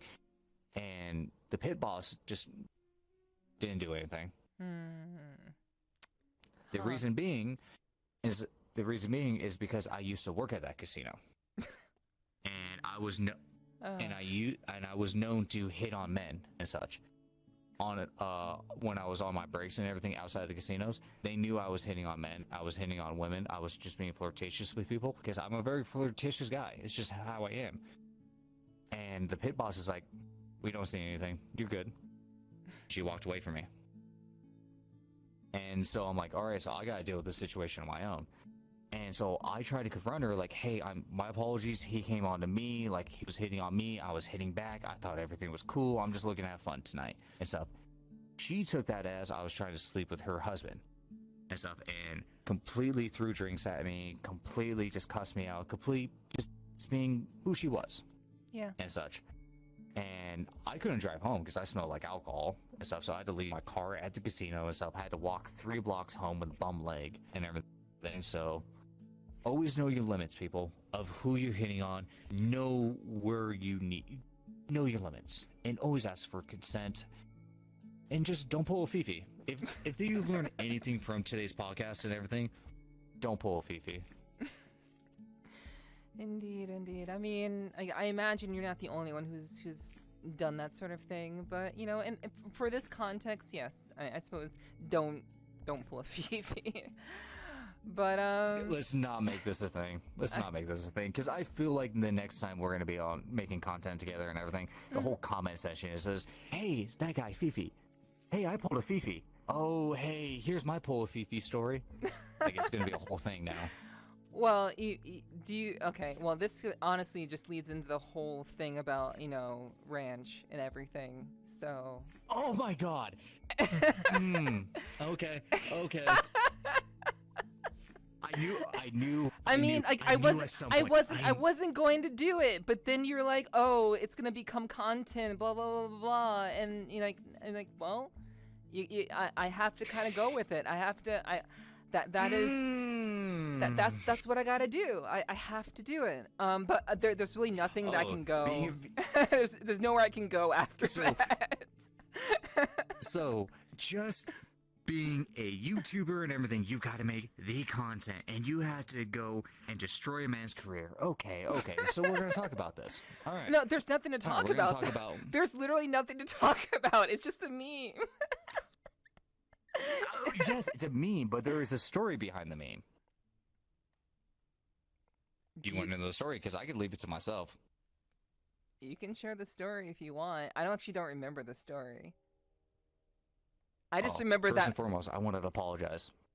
For what? Apologize for what? God damn it, I had a joke. You had a joke. About it. Oh. Damn it. And yeah, no, I have no problem talking about it. It's I think it's an absolutely hilarious story. I think it is too. Whatever it is. I know it's gonna be hilarious. I was there. I was there. Like I was there when you first made the joke. So, I mean, I think I was. Oh no. There was. I mean, me starting an OF. Yeah, that was an OF. I was there for that. Oh yeah, but no, this is long before that and everything. Like, it's almost been it existed 4 or before 5 months. Oh, okay. I didn't know that. Okay. Ranch Toast has been part of my community for quite a while and everything now. And stuff. Even okay. Yeah, it's been part of my community for quite a bit and everything. So this actually goes back to the people I've met in VRC and who actually support me being a content creator and stuff and doing stand-up comedy. It actually all diverts back to this little group. I have been not really dropping names and everything like that. The reason being and everything because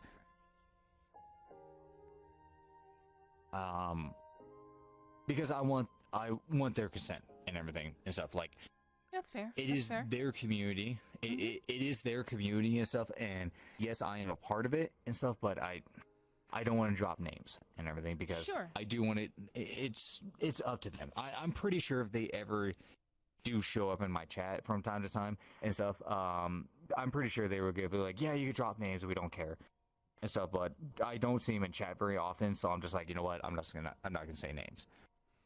But how it all started was I just recently got into even thinking about doing the stand-up and everything.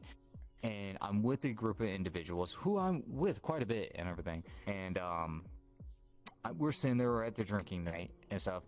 Goes back to because where I learned my drinking game was from this community and stuff. So I pretty much took in their little community game, making my own community game, and hopefully I'm passing it on to everyone else. Like it's a little thing that we're all passing out to each other, you know.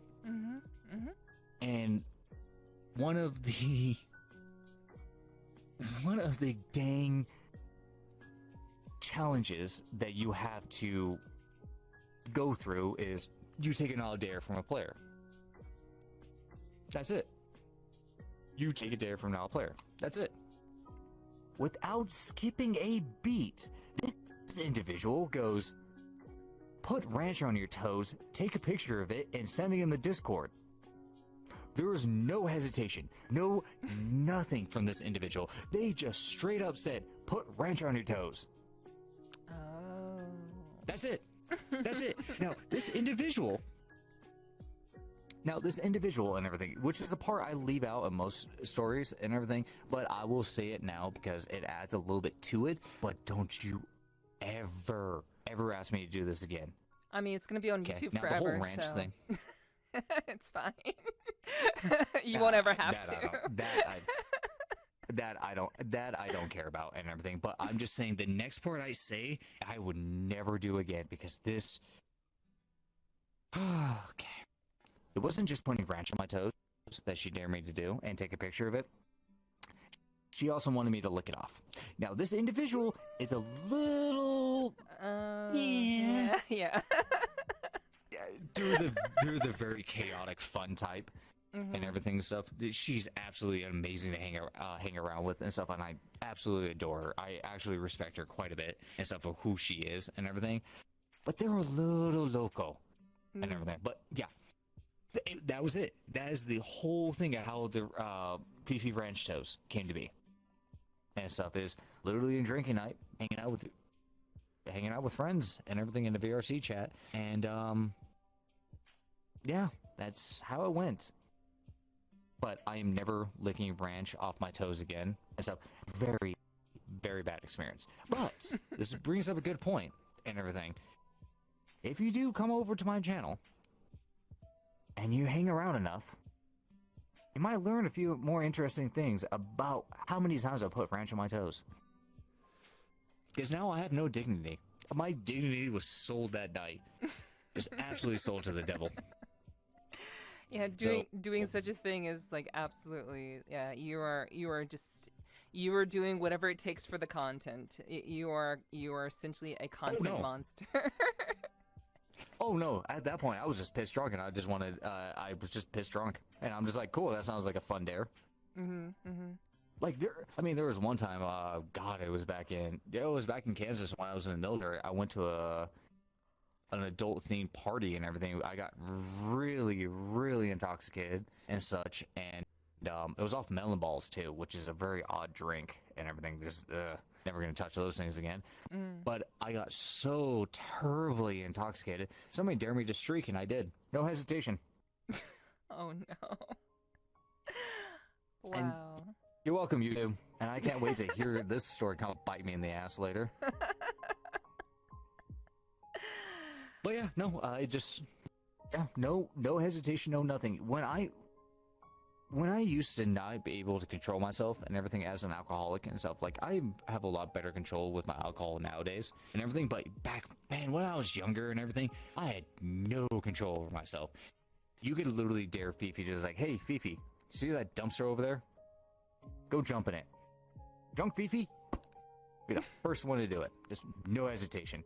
Nowadays, I'll be like, no. $20? Pay me. No, $20. Oh. Oh yeah. I mean, I got bills to pay, hon. I mean, what's the best way? I have no dignity left and everything. Hell, I might sell some ranchy toe picks for you for about maybe $100. You interested? No, I'm not interested. I like to keep my $100, thank you. Oh, come on. It's a great investment and everything. You really helped me out, and I get more content out. Yeah, you get more content out, but it's not a very strong investment for me. You know, the fact that you do that, like, I respect it. I'm not going to tell you not to do it, but, you know, you can find another customer elsewhere. You know, I have my own dignity. And you also, but you also promised me that this conversation would not come up. I specifically asked in the DMs. No, hey, no. That's not true. That's not true. No. You pretty much screwed me. I did not screw you. I did not screw you. I told you, if there's anything you don't feel comfortable talking about, you could say no. I did give you the option. I gave you the out. True, you did. You did. You still brought it up, though. I brought it up because you're like, oh, you know, like the whole, like, whatever. What was it? Like, yeah, you're saying something about, like, oh, like, you don't want to make... I forget what it was. See, you were trying so hard to put it back on me. See, tell me in the comment section, please tell me in the comment section that Fifi's right. Just say that Fifi is right. At the end of the day, I gave him the out. I did give him the out. So, like, regardless of whether he was right or wrong, you know, I did give him the out. So, no. You're just trying to put it back on me. I see how it is. Yeah, but hey, you know, it's good content. You know, the memes are great, and you know, I definitely enjoy just kind of like just shooting the shit. Like that's what we're doing. We're having a good time, and that's really what matters most. So. Oh, can I finally curse?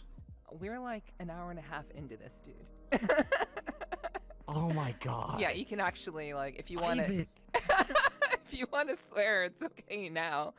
YouTube isn't gonna flag it for that at this point. For fuck's sake, I've been holding back for. Oh. I mean, like, I literally thought, like, I know we've been having a long conversation and everything, but I thought it's only been like 30 minutes. No, I've been having a fantastic time. So have I. It's been a while though. I haven't been keeping track of the time, but yeah, it's been good. It's been good. So I suppose I have I think I have one more, maybe two more questions for you. Okay. What do you think about VRChat given the controversy that has been surrounding it recently? Oh, fuck's sake. I was of all the questions I was expecting, I knew eventually this one would come up and everything.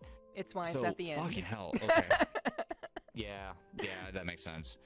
So, I never got into the mods and stuff. I was too new to everything and stuff to even know there were mods to this. And by the time I even tried to even look at any mods, I didn't see the point of it and stuff. Like, I'm not a mute. I don't have any, well, other than my very bum knee and stuff, like, it's, you know, been hurting the entire time. But, I don't have any, like, deficiencies and stuff. Like, I could do VR and everything. I could do VRC normally and stuff. So I thought that's what the mods were for and everything. And I had no problems with people going like, yeah, instead of like doing like a Discord call or doing a like Discord, like there was some people that only would use a Discord to communicate with people and stuff because they couldn't physically speak, like legitly and stuff, could not physically speak and stuff. So they needed help. So they got mods and everything on VRC to physically type it out, or found avatars that physically typed it out for them, which I thought was cool as hell. Stuff like that is absolutely amazing. Like, it was incredible. That I was like, oh, I would never thought of something like that. It was absolutely fantastic and everything. And how some people had different cameras and everything. Like, the cameras that we have now in VRC are perfectly fine and stuff. They're good for like streaming or making podcasts or doing videos and stuff like that. They're absolutely fine. But there were mods out there that will allow you to like fully adjust the camera angle to panoramic view, and it would just look like it's still here, but it's actually circling around you and doing all these like crazy things and stuff. Like, that's cool and everything. That's what mods do, that for games and stuff. They don't break them. They don't do anything. They make an interesting experience for the individual user. Now, granted, yes, there's always going to be the controversy side of, oh, those mods were breaking people. Oh, the mod was doing this to the world. The mod was doing that. I never saw any of that. never once. And almost the 8 months before it came out and stuff, I never saw it once. The only times I had world breakers come in is because they have an avatar that's literally 4 times the size of the world and everything. Like, that was it and stuff. And yes, that can be a world crasher and stuff because, I mean, okay, so like in my little avatar of avatars I have, I actually have a few of those and stuff. They're my Warhammer 40k Reaver Titans and such, which I can't show now and everything because it would absolutely break you and stuff. And also, you can't record something that pretty much would go from this edge of the world all the way to the other edge of the world and stuff. Like, it's gigantic. That's kind of scary to think about. Well, the reason being and everything and stuff is because there are worlds out here in VRC that you can do like giant mech battles in and stuff. There's actually huge, I mean, there are like almost 2 gigs to download and stuff onto your headset and everything. It's like 2 gigs and everything, but it is such a vast world and everything, and so high up and everything. Like a normal size avatar, you would be a pixel on it. Yeah. But it is meant for those like very large creations of people who make avatars and stuff for VRC, for those very large, you know, things and stuff. And they would have mech battles and stuff. That's the reason I had it, because I joined in a few matches. Fun as hell and everything. I really wish they were bringing back, but they were modded worlds and such. So they can't bring those back. They're still working around it and everything to bring those back and everything, but it is what it is. But I was never really around long enough to even voice an opinion about it. The only thing I can voice an opinion on, and this goes for almost every game, a mod is meant for the individual user. If someone wants to mod a certain way that the gamers progress to make their viewer experience better, I say let them do it. If I wanted to do a mod on this camera or your camera and stuff to do like a lightning effect out of nowhere and stuff, like because I hit something on my stream deck or a good button on my controller and all of a sudden a flash of lightning goes for the camera and stuff, to make that, because people say I have an evil laugh, maybe I'm practicing on it and stuff, and I want a flash of lightning to go through every time I giggle and stuff. Like, that would be awesome. That would be an awesome little mod for myself. I don't see how that breaks your experience. I don't see how that breaks the 3 other people and stuff over there who are back in that corner doing their own thing and stuff, which they're doing God damn it. Bad joke. Anyway, but stuff like that. Like, if somebody wanted to mod it a very small individual piece and everything, just let them do it and stuff. Now, granted, yes, it has helped out with the community with other world breakers or small little things that they do want to make it a lot safer for everybody, because there was a very large pool of content creators here in VRC, and they wanted to make sure they were safe and stuff, because it was giving them a lot of views and having a lot of people come into the game and such. They just did the wrong thing about it. I mean, every company fucks up eventually. Like, they all do. Every company fucks up. And the VRC fucked up big time, and now they're paying the price for it. Plain and simple.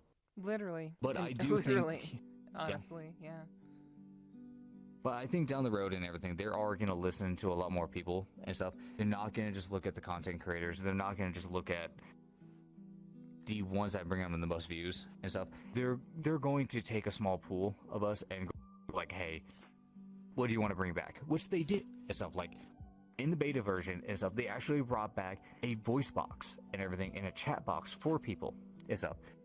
If they didn't have Abbies that would allow them to text in world and everything, they brought back a little text box back here in our menus that you can open up at any time and stuff, to let only yourself see, only your friends see, or everybody sees and stuff. And so if they were mute, they could just type in the little box and everything, or pop over the head. There you go. Yeah. Now, granted, it was something that VRC shouldn't have did an update with and everything. They should allow their mods to do it, because it was cool to see these Abbies and stuff like go around, and it looks like they have a thought bubble and stuff. It was like, yeah. Oh, cool. What are you thinking? And that's how they interacted with you, and they played their characters with it and stuff. Like we talked about earlier, having like that second skin here in VRC and stuff.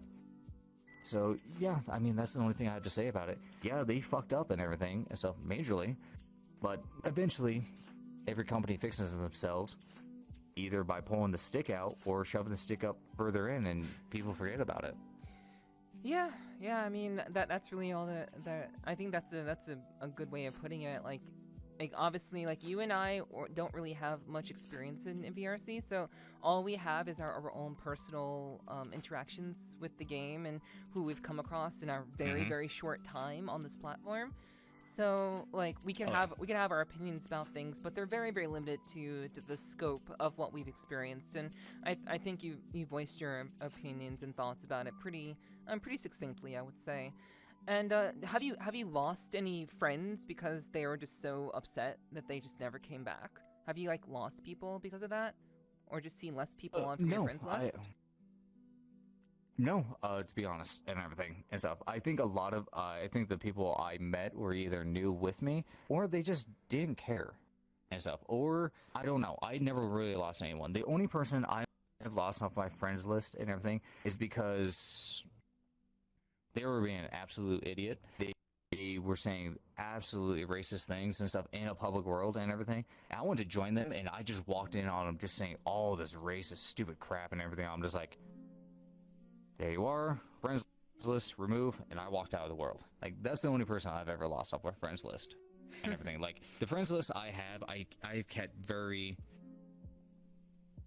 alright with and everything and stuff. Like, granted, there are a few individuals that, like every friend group, there's a few individuals you have to look out for, but other than that, no, I haven't lost anyone.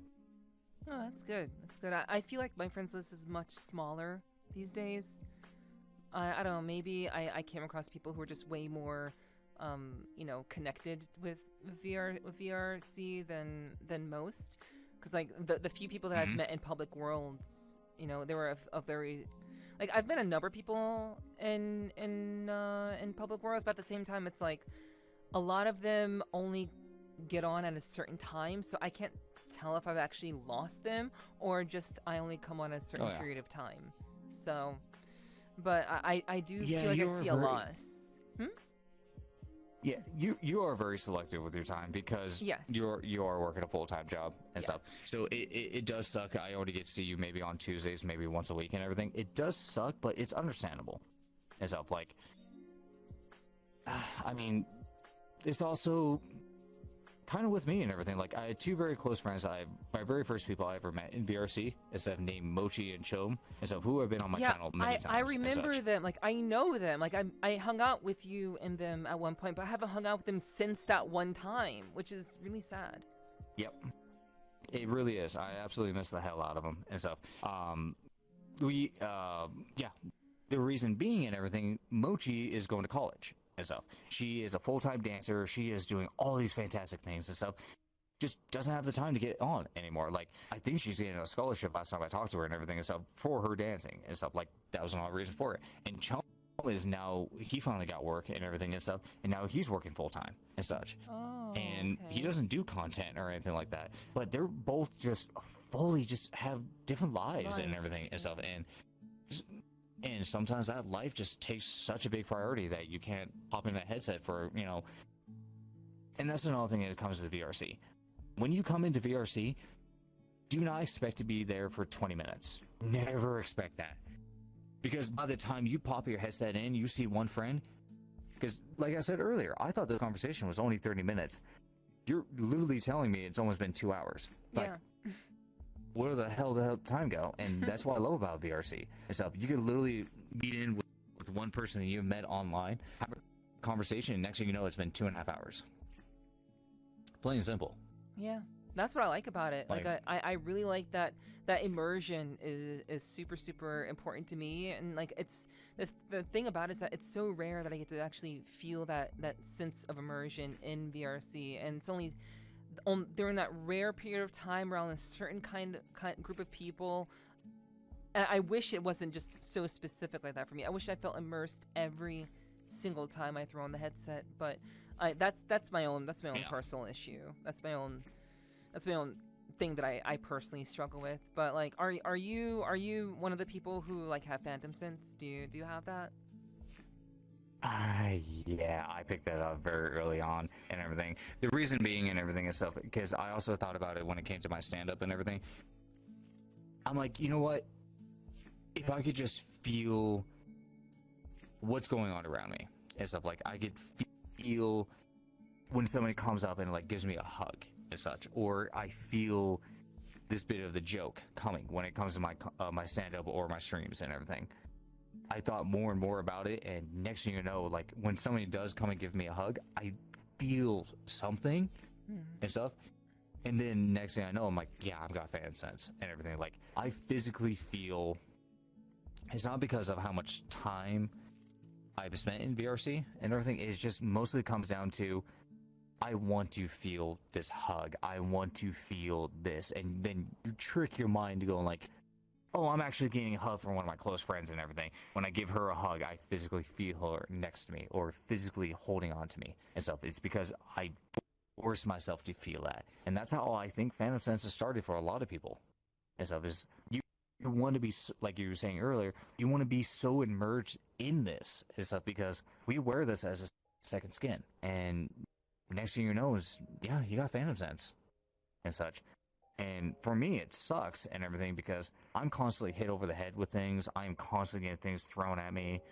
I am constantly getting beat on by my viewers and stuff, and they think it's all funny. But I'm like, there's been a few times I've woken up from my streams going, why did my back hurt so much? Why do I have this bruise on my arm? Because I feel it, and I'm moving around, and I'm doing stuff in IRL because I feel everything, because I want to be a part of it. I want that immersion. I've also hit quite a few things in my apartment.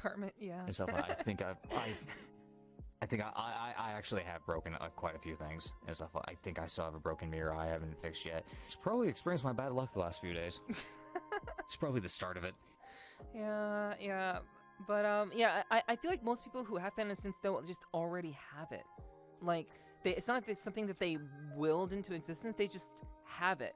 And that's what makes me so jealous, because like you said that you've like kind of forced yourself to have Phantom Sense, and I feel like I have to force myself, but I also know that like you spend your time around a lot of people. Like a lot of the time you're spending a lot of time around a variety of people, and I think just that, do you think it has something to do with just being around so many people so often, and that has enabled you to feel that over time, and also the extended time that you've been in VRC in general? Yeah, to both extents. Yeah, absolutely. And so, because of how my viewers, abuse the hell out of me, I'm just gonna be honest and everything. They abuse the absolute fuck out of me. And so, and I mean, I'm not saying I'm a masochist or anything. I mean, I enjoy the attention and stuff. Maybe I'm just an attention person. I don't know. But yeah, no, absolutely. Yeah, I absolutely agree with that. Yeah, it's just you've just spent your time around so many people in VRC and have had so many interactions, like one after another, and you've just kind of developed that over time. And like that's like, I wish I had more time. Like I wish I had more time in VRC, like to even join like one of your streams. Even like I wish I just had more time to like really do that and just to have those experiences a lot more. Because like when I actually get a chance to like hang out, like on like this past Thursday when we just kind of hung out and you came through it and everything, like that was like the most immersed I've been in VRC in like literally months. So like, and like I was actually having like Phantom Sense in those moments, like being in the pool, hanging out with people like very, very closely, and that was like that was so good. That was like the best thing ever. I wish every experience in VRC was like that. But so go ahead. It really boils down to the people you hang around with and everything and such. Granted, there is always going to be something going on and stuff. And my apologies, I had to leave early that night, and something absolutely caught my attention. I had to go address it and everything. I absolutely had an amazing time hanging out with you too and everything. But it really boils down to the people you hang around with and stuff. The little communities I have that, which I would love for you to come and be a part of and everything and such. I would absolutely love it and stuff. You to come meet some of my close friends and close people in my community and stuff. Because they're like, I'm sorry, I don't know if you're in chat or anything. I've actually turned off chat. But there's an individual in my community named Iris and such. I believe you have met her and everything. I'm not Possibly. sure. I'm not sure either. Maybe. Yeah.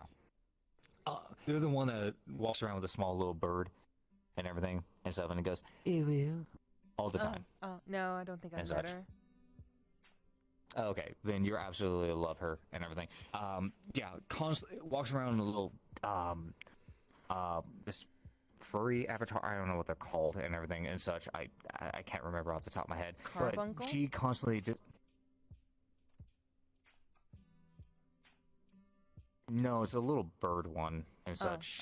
That was just a random Maybe guess. I don't know. That was a random because Yeah, I do don't tune know. into your streams occasionally, but like yeah, I don't know. But I was she's just a guess. yeah, she's very noticeable. She's the white and black one and stuff that has big old feathers and everything. Like easily stands out from the crowd and stuff. Okay, but okay. she is one of the reasons how I got fan sense very quickly and stuff. It wasn't because she ran around just doing the ew-ews and ew-ews all constantly and everything, but there are times that she would just randomly climb on me and stuff. Like I didn't get it at first and everything, but the more and more time I spent around her and stuff, and I physically saw her like climbing up me, I felt the little tingles going up my legs or on my sides and everything. Like I physically felt something. I'm just like, okay, stop it. And everything, but other times and stuff, I sit there and I kind of like the Phantom Sense and everything, because it all boils back down to just being immersed and just hanging out around the right people who will eventually get you your Phantom Sense. Like that's the best way I would describe it. Yeah. And yeah, I've talked about Phantom Sense with many of my guests on my podcast, and just trying to get their perspective on it and how they perceive it. Like what does it feel like for you? Like what sensation do you get when it comes to Phantom Sense?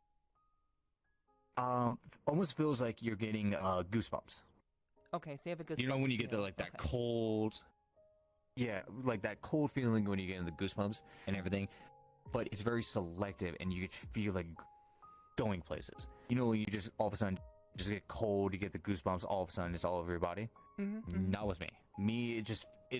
I could feel the start of it, and I could just feel it climbing and such. Or when I get like, that's when like somebody's like climbing on me and such. If like somebody is like sitting on my lap or something, that's a little different, because I feel like I could feel weight and everything and stuff, because I'm immersing myself that I could feel the weight and everything. Other times it's almost like having muscle cramps and everything. Like if someone was sitting on me, it was like my muscles are tensing up because somebody is sitting there and such. Other times and everything, like if I get slapped by somebody and stuff, that one I don't get too much Phantom Sense on and everything, but it feels like it's just a hot mark. There's all of a sudden just quick little heat rash or something that comes on, or you get very flustered by something. Like those kind of moments happen from time to time. Like that's the best way I describe my Phantom Senses. Okay. Yeah. It's from the very few times that I've experienced it, it's more temperature for me. It's more like heat or cold. So that's, yeah, I mean, I guess that's the best that my very logical brain can do, I suppose. So. Oh, that's right. Yeah. Because you do think on a very high, different level than the rest of us. That is true. Yeah, I've become too ingrained in reality, and I've only recently got into VR, and my brain just doesn't work. Like I have a great imagination. Like I've written many stories. I'm actually a writer of sorts. So like it's not I'm devoid of imagination. I just simply am I've experienced too much, and I've gone through too much in reality. So to like feel something in like my brain is just like, yeah, this is a 3D world. Oh yeah, this is not real. And I'm trying to, like it takes just a great atmosphere of people, of experiences, and just throwing them all together in a smorgasbord that allows me to forget. But like when it's just like I'm just kind of here, my brain is just automatically like it's very difficult for me. So I'm trying to really work on that little by little. But maybe I do need to come into your stream and like hang out, whatever. Oh, I absolutely love it and everything. I would absolutely love that and everything. I'm pretty sure my community, even though I have my chat off, I'm pretty sure they've been loving this the entire time. I hope so. But yeah. my only question is, yeah, what's up? the only question I have is, you say you're writing stories and everything, right? Yeah, I'm creative in that regard as well. Yes. How many of them were about blood elves? Wait, what? How many of them were about the blood elves? None, because I never played WoW. Damn it. Damn it. I thought I could get her. No. I thought I can get her. I've never played WoW, so why would I write anything about them? I just know I know why people like them, that's all. I was just bring it around. Just bring it around. Yes, it all comes full circle. So I do think I have one more question. Oh, God. So... No, you've already hit the very hard topics and everything and stuff. You're already 2 for 3 of hitting me in the gut. I'm just waiting for my third one to knock me out. Okay. So, I guess, let's say 5 years down the line, where do you think you'll end up with the whole streaming thing, with stand-up, with the people that you've met? Where do you hope to be in 5 years from now? Okay, 3 for 3, you're knocking me out and everything. So I'm not really much of somebody that looks to the future and everything. Stuff. I can't do it. I really can't. I can sit here all day and think about what I want and everything. I can what about 1 sit year? here all same. No, Where would you like that to question's be? always been the hardest. That I could answer and everything and stuff. Where I would like to be is the same place I am right now. Doing a stream, doing a podcast, or just sitting at my computer, hanging out with my community and stuff. I was one of those people and stuff, like a small little tangent, I apologize about that. That's but fine. I was one of those people when I thought so much about the future and everything, I just put so many high expectations for myself and everything. Like, I put that dream so high on that shelf and everything. I wanted to take every single step to achieve that dream. If I had one little peg come out to ruin that dream, I gave up on it. Over and over and over again, that happened to me. Myself, I thought about... It comes with, like, another thing with the hobbies and stuff. Like, my biggest hobby is D&D and stuff. Like, I wanted to fully write for Wizards of the Coast and everything. I thought of hundreds of worlds in my head, of different kinds of writing and such. Like, I thought of so many different worlds. But I was never good at English, so I gave up on that dream. Because I'm not good at English, I'm not good at writing. Gave up on it. I'm really big into Warhammer 40k. I have been for a couple years now. And such. I want to go into a master painting class. I want to enter some art contests and stuff. I've gotten a lot of compliments on my artwork and stuff with my miniature painting. I made one mistake on my army. I was a man-child. I was absolutely a man-child. I destroyed almost $2,000 worth of artworks and everything because I put myself so high on that pedestal to follow that dream to go do that master class and be in that contest. Destroyed about $2,000 worth of art.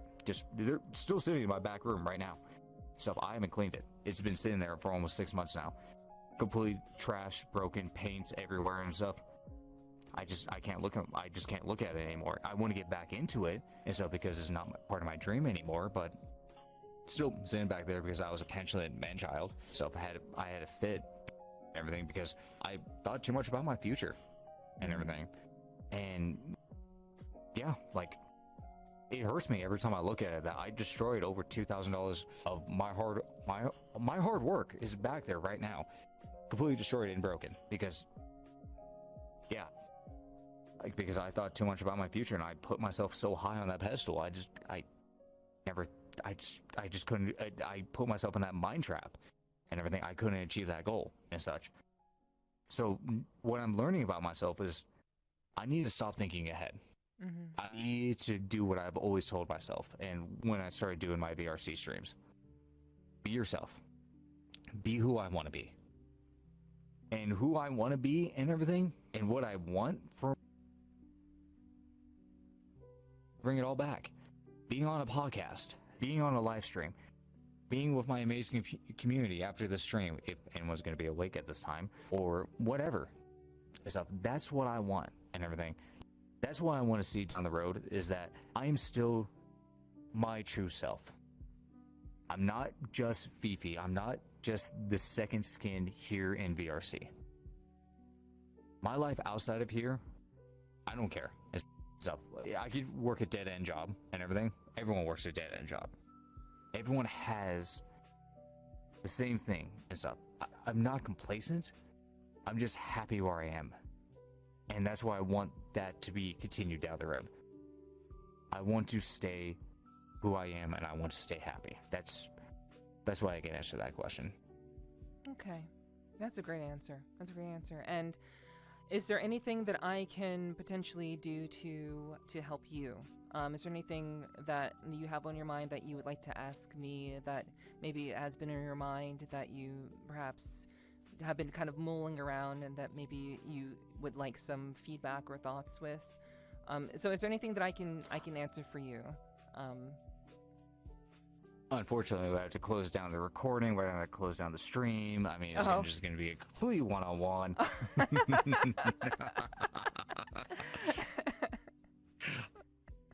No, but in all honesty and everything itself,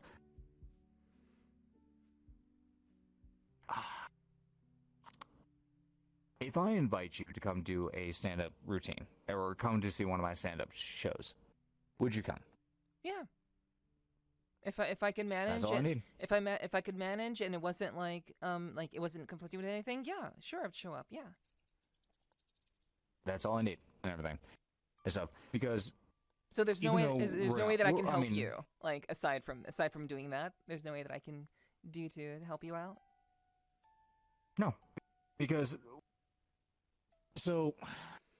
I'm one of those people and everything and such that I don't ask much from people and stuff. I get literally, if we don't talk in like 6 months, almost a year and everything, and all of a sudden you just message me back, I'm gonna pretend nothing happened and stuff. Like, if you need something from me though and stuff, like I will drop everything to help you. Like, I'm very selfless and everything and stuff. Like, a lot of people saying I'm selfless to a very bad extent and everything. I care more about the people around me than I do myself and stuff. Like, I could be almost drowning in a river and everything, but I'm still gonna reach out a hand to save somebody else before myself and stuff. Like, I can't bring myself to ask people like, hey, I need this from you or something like that. Like, I'm too prideful and stuff. But if that offer still stands, let's say from a month from now to 5 years from now, I'll probably have something by then. But right now, no, I'm very happy where I'm at.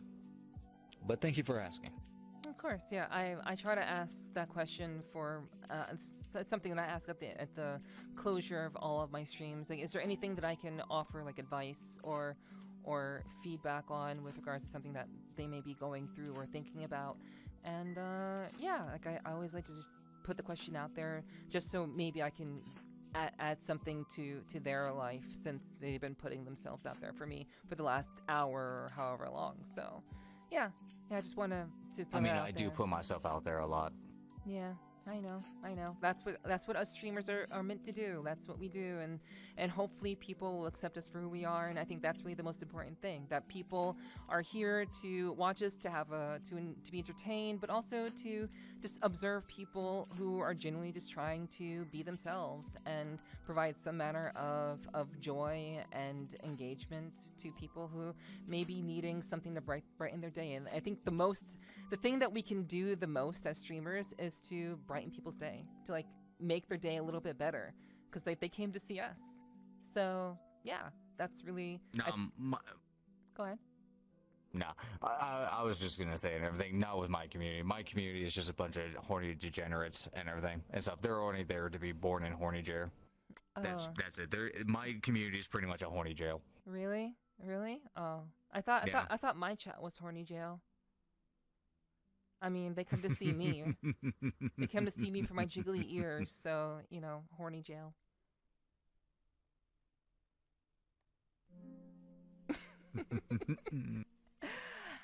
And yeah, I think that's a good place to end. I think that was a very positive note to end on. I would definitely think so. So, with that all said and done, thank you again, Fifi, for joining me on the Sweet Talking podcast. It's been a pleasure to catch up with you and actually to learn a lot more about you as a streamer, as a person, and you know, just to have a time to really just talk one-on-one, because we haven't really got a chance to do that like for a very, very long time.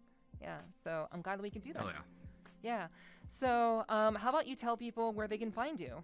This is your chance to shamelessly plug yourself.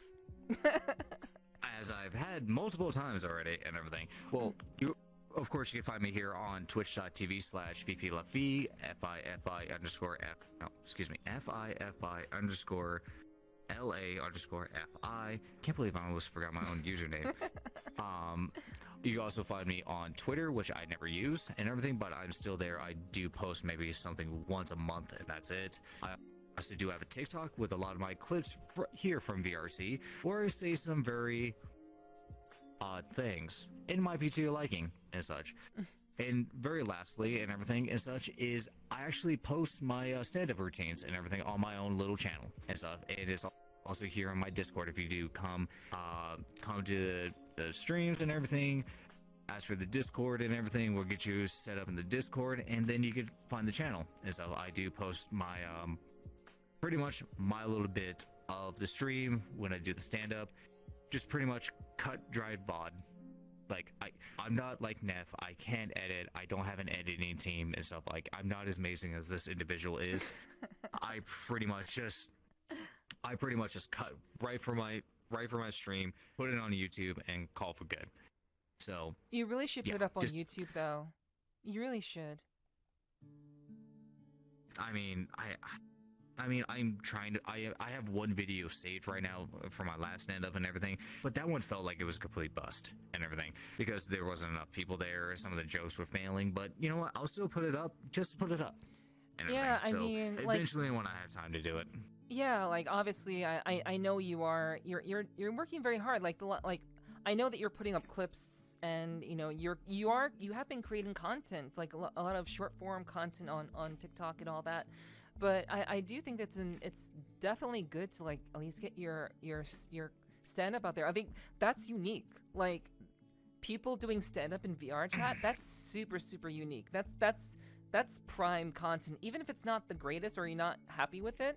Like just like put it up and just see what the fuck happens. Like that, I think that's useful and different. Oh, yeah, I'm also thinking about doing YouTube.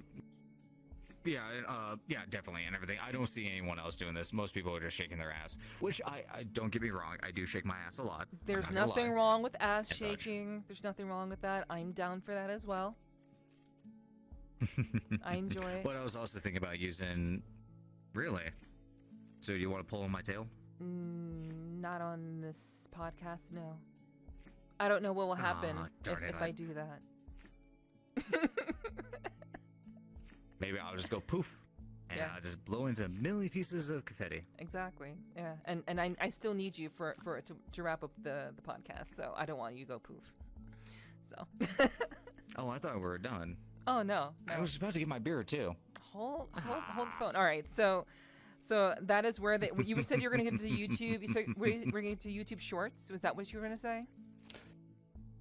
Yeah, after most of my content I have here on TikTok and everything, I was gonna bring over to Shorts and everything because YouTube does have a lot. It does have a lot of better opportunities for Shorts and everything, and I think that's a lot better way to grow my little channel. I agree. I'm also going to be looking into YouTube Shorts. I've been too busy trying to edit the podcast. It's just like I'm literally doing the podcast stuff while I'm working my day job, so it's a lot. But yeah. Naughty. Yeah, I know. I no rest for the Neph. But even still, that's where you can find Fifi. And if you're interested in what I do, and obviously you're watching this now, you'll probably be watching it on YouTube most likely. So obviously, it would be great if you could subscribe to me here on YouTube. I'd really, really appreciate that. For more of the Sweet Talking podcast, that's where they will be found.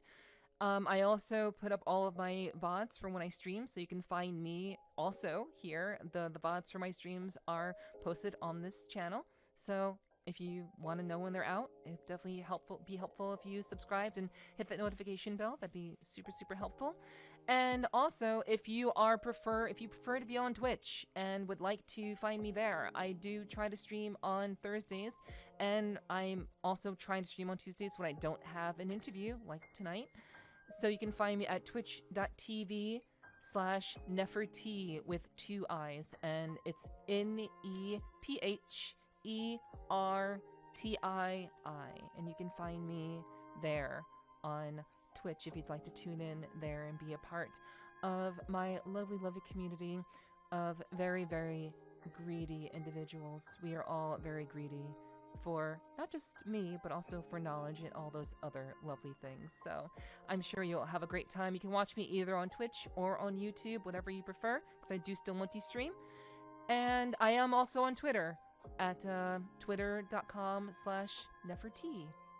The same one as on Twitch, with the same spelling.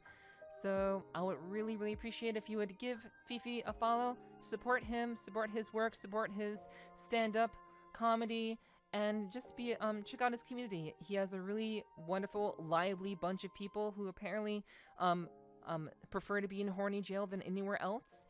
And I wouldn't say that our communities intersect, but we both have our dreams of growing and just entertaining people. So it would really be awesome if you could join us there, hang out with us in a less podcasty atmosphere, and get to know us a little bit better, because we just want to get to know you and build something special with you.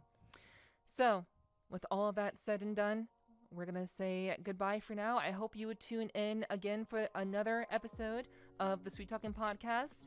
The entirety of all the podcasts are available on, it's all in a playlist. You can see them all there.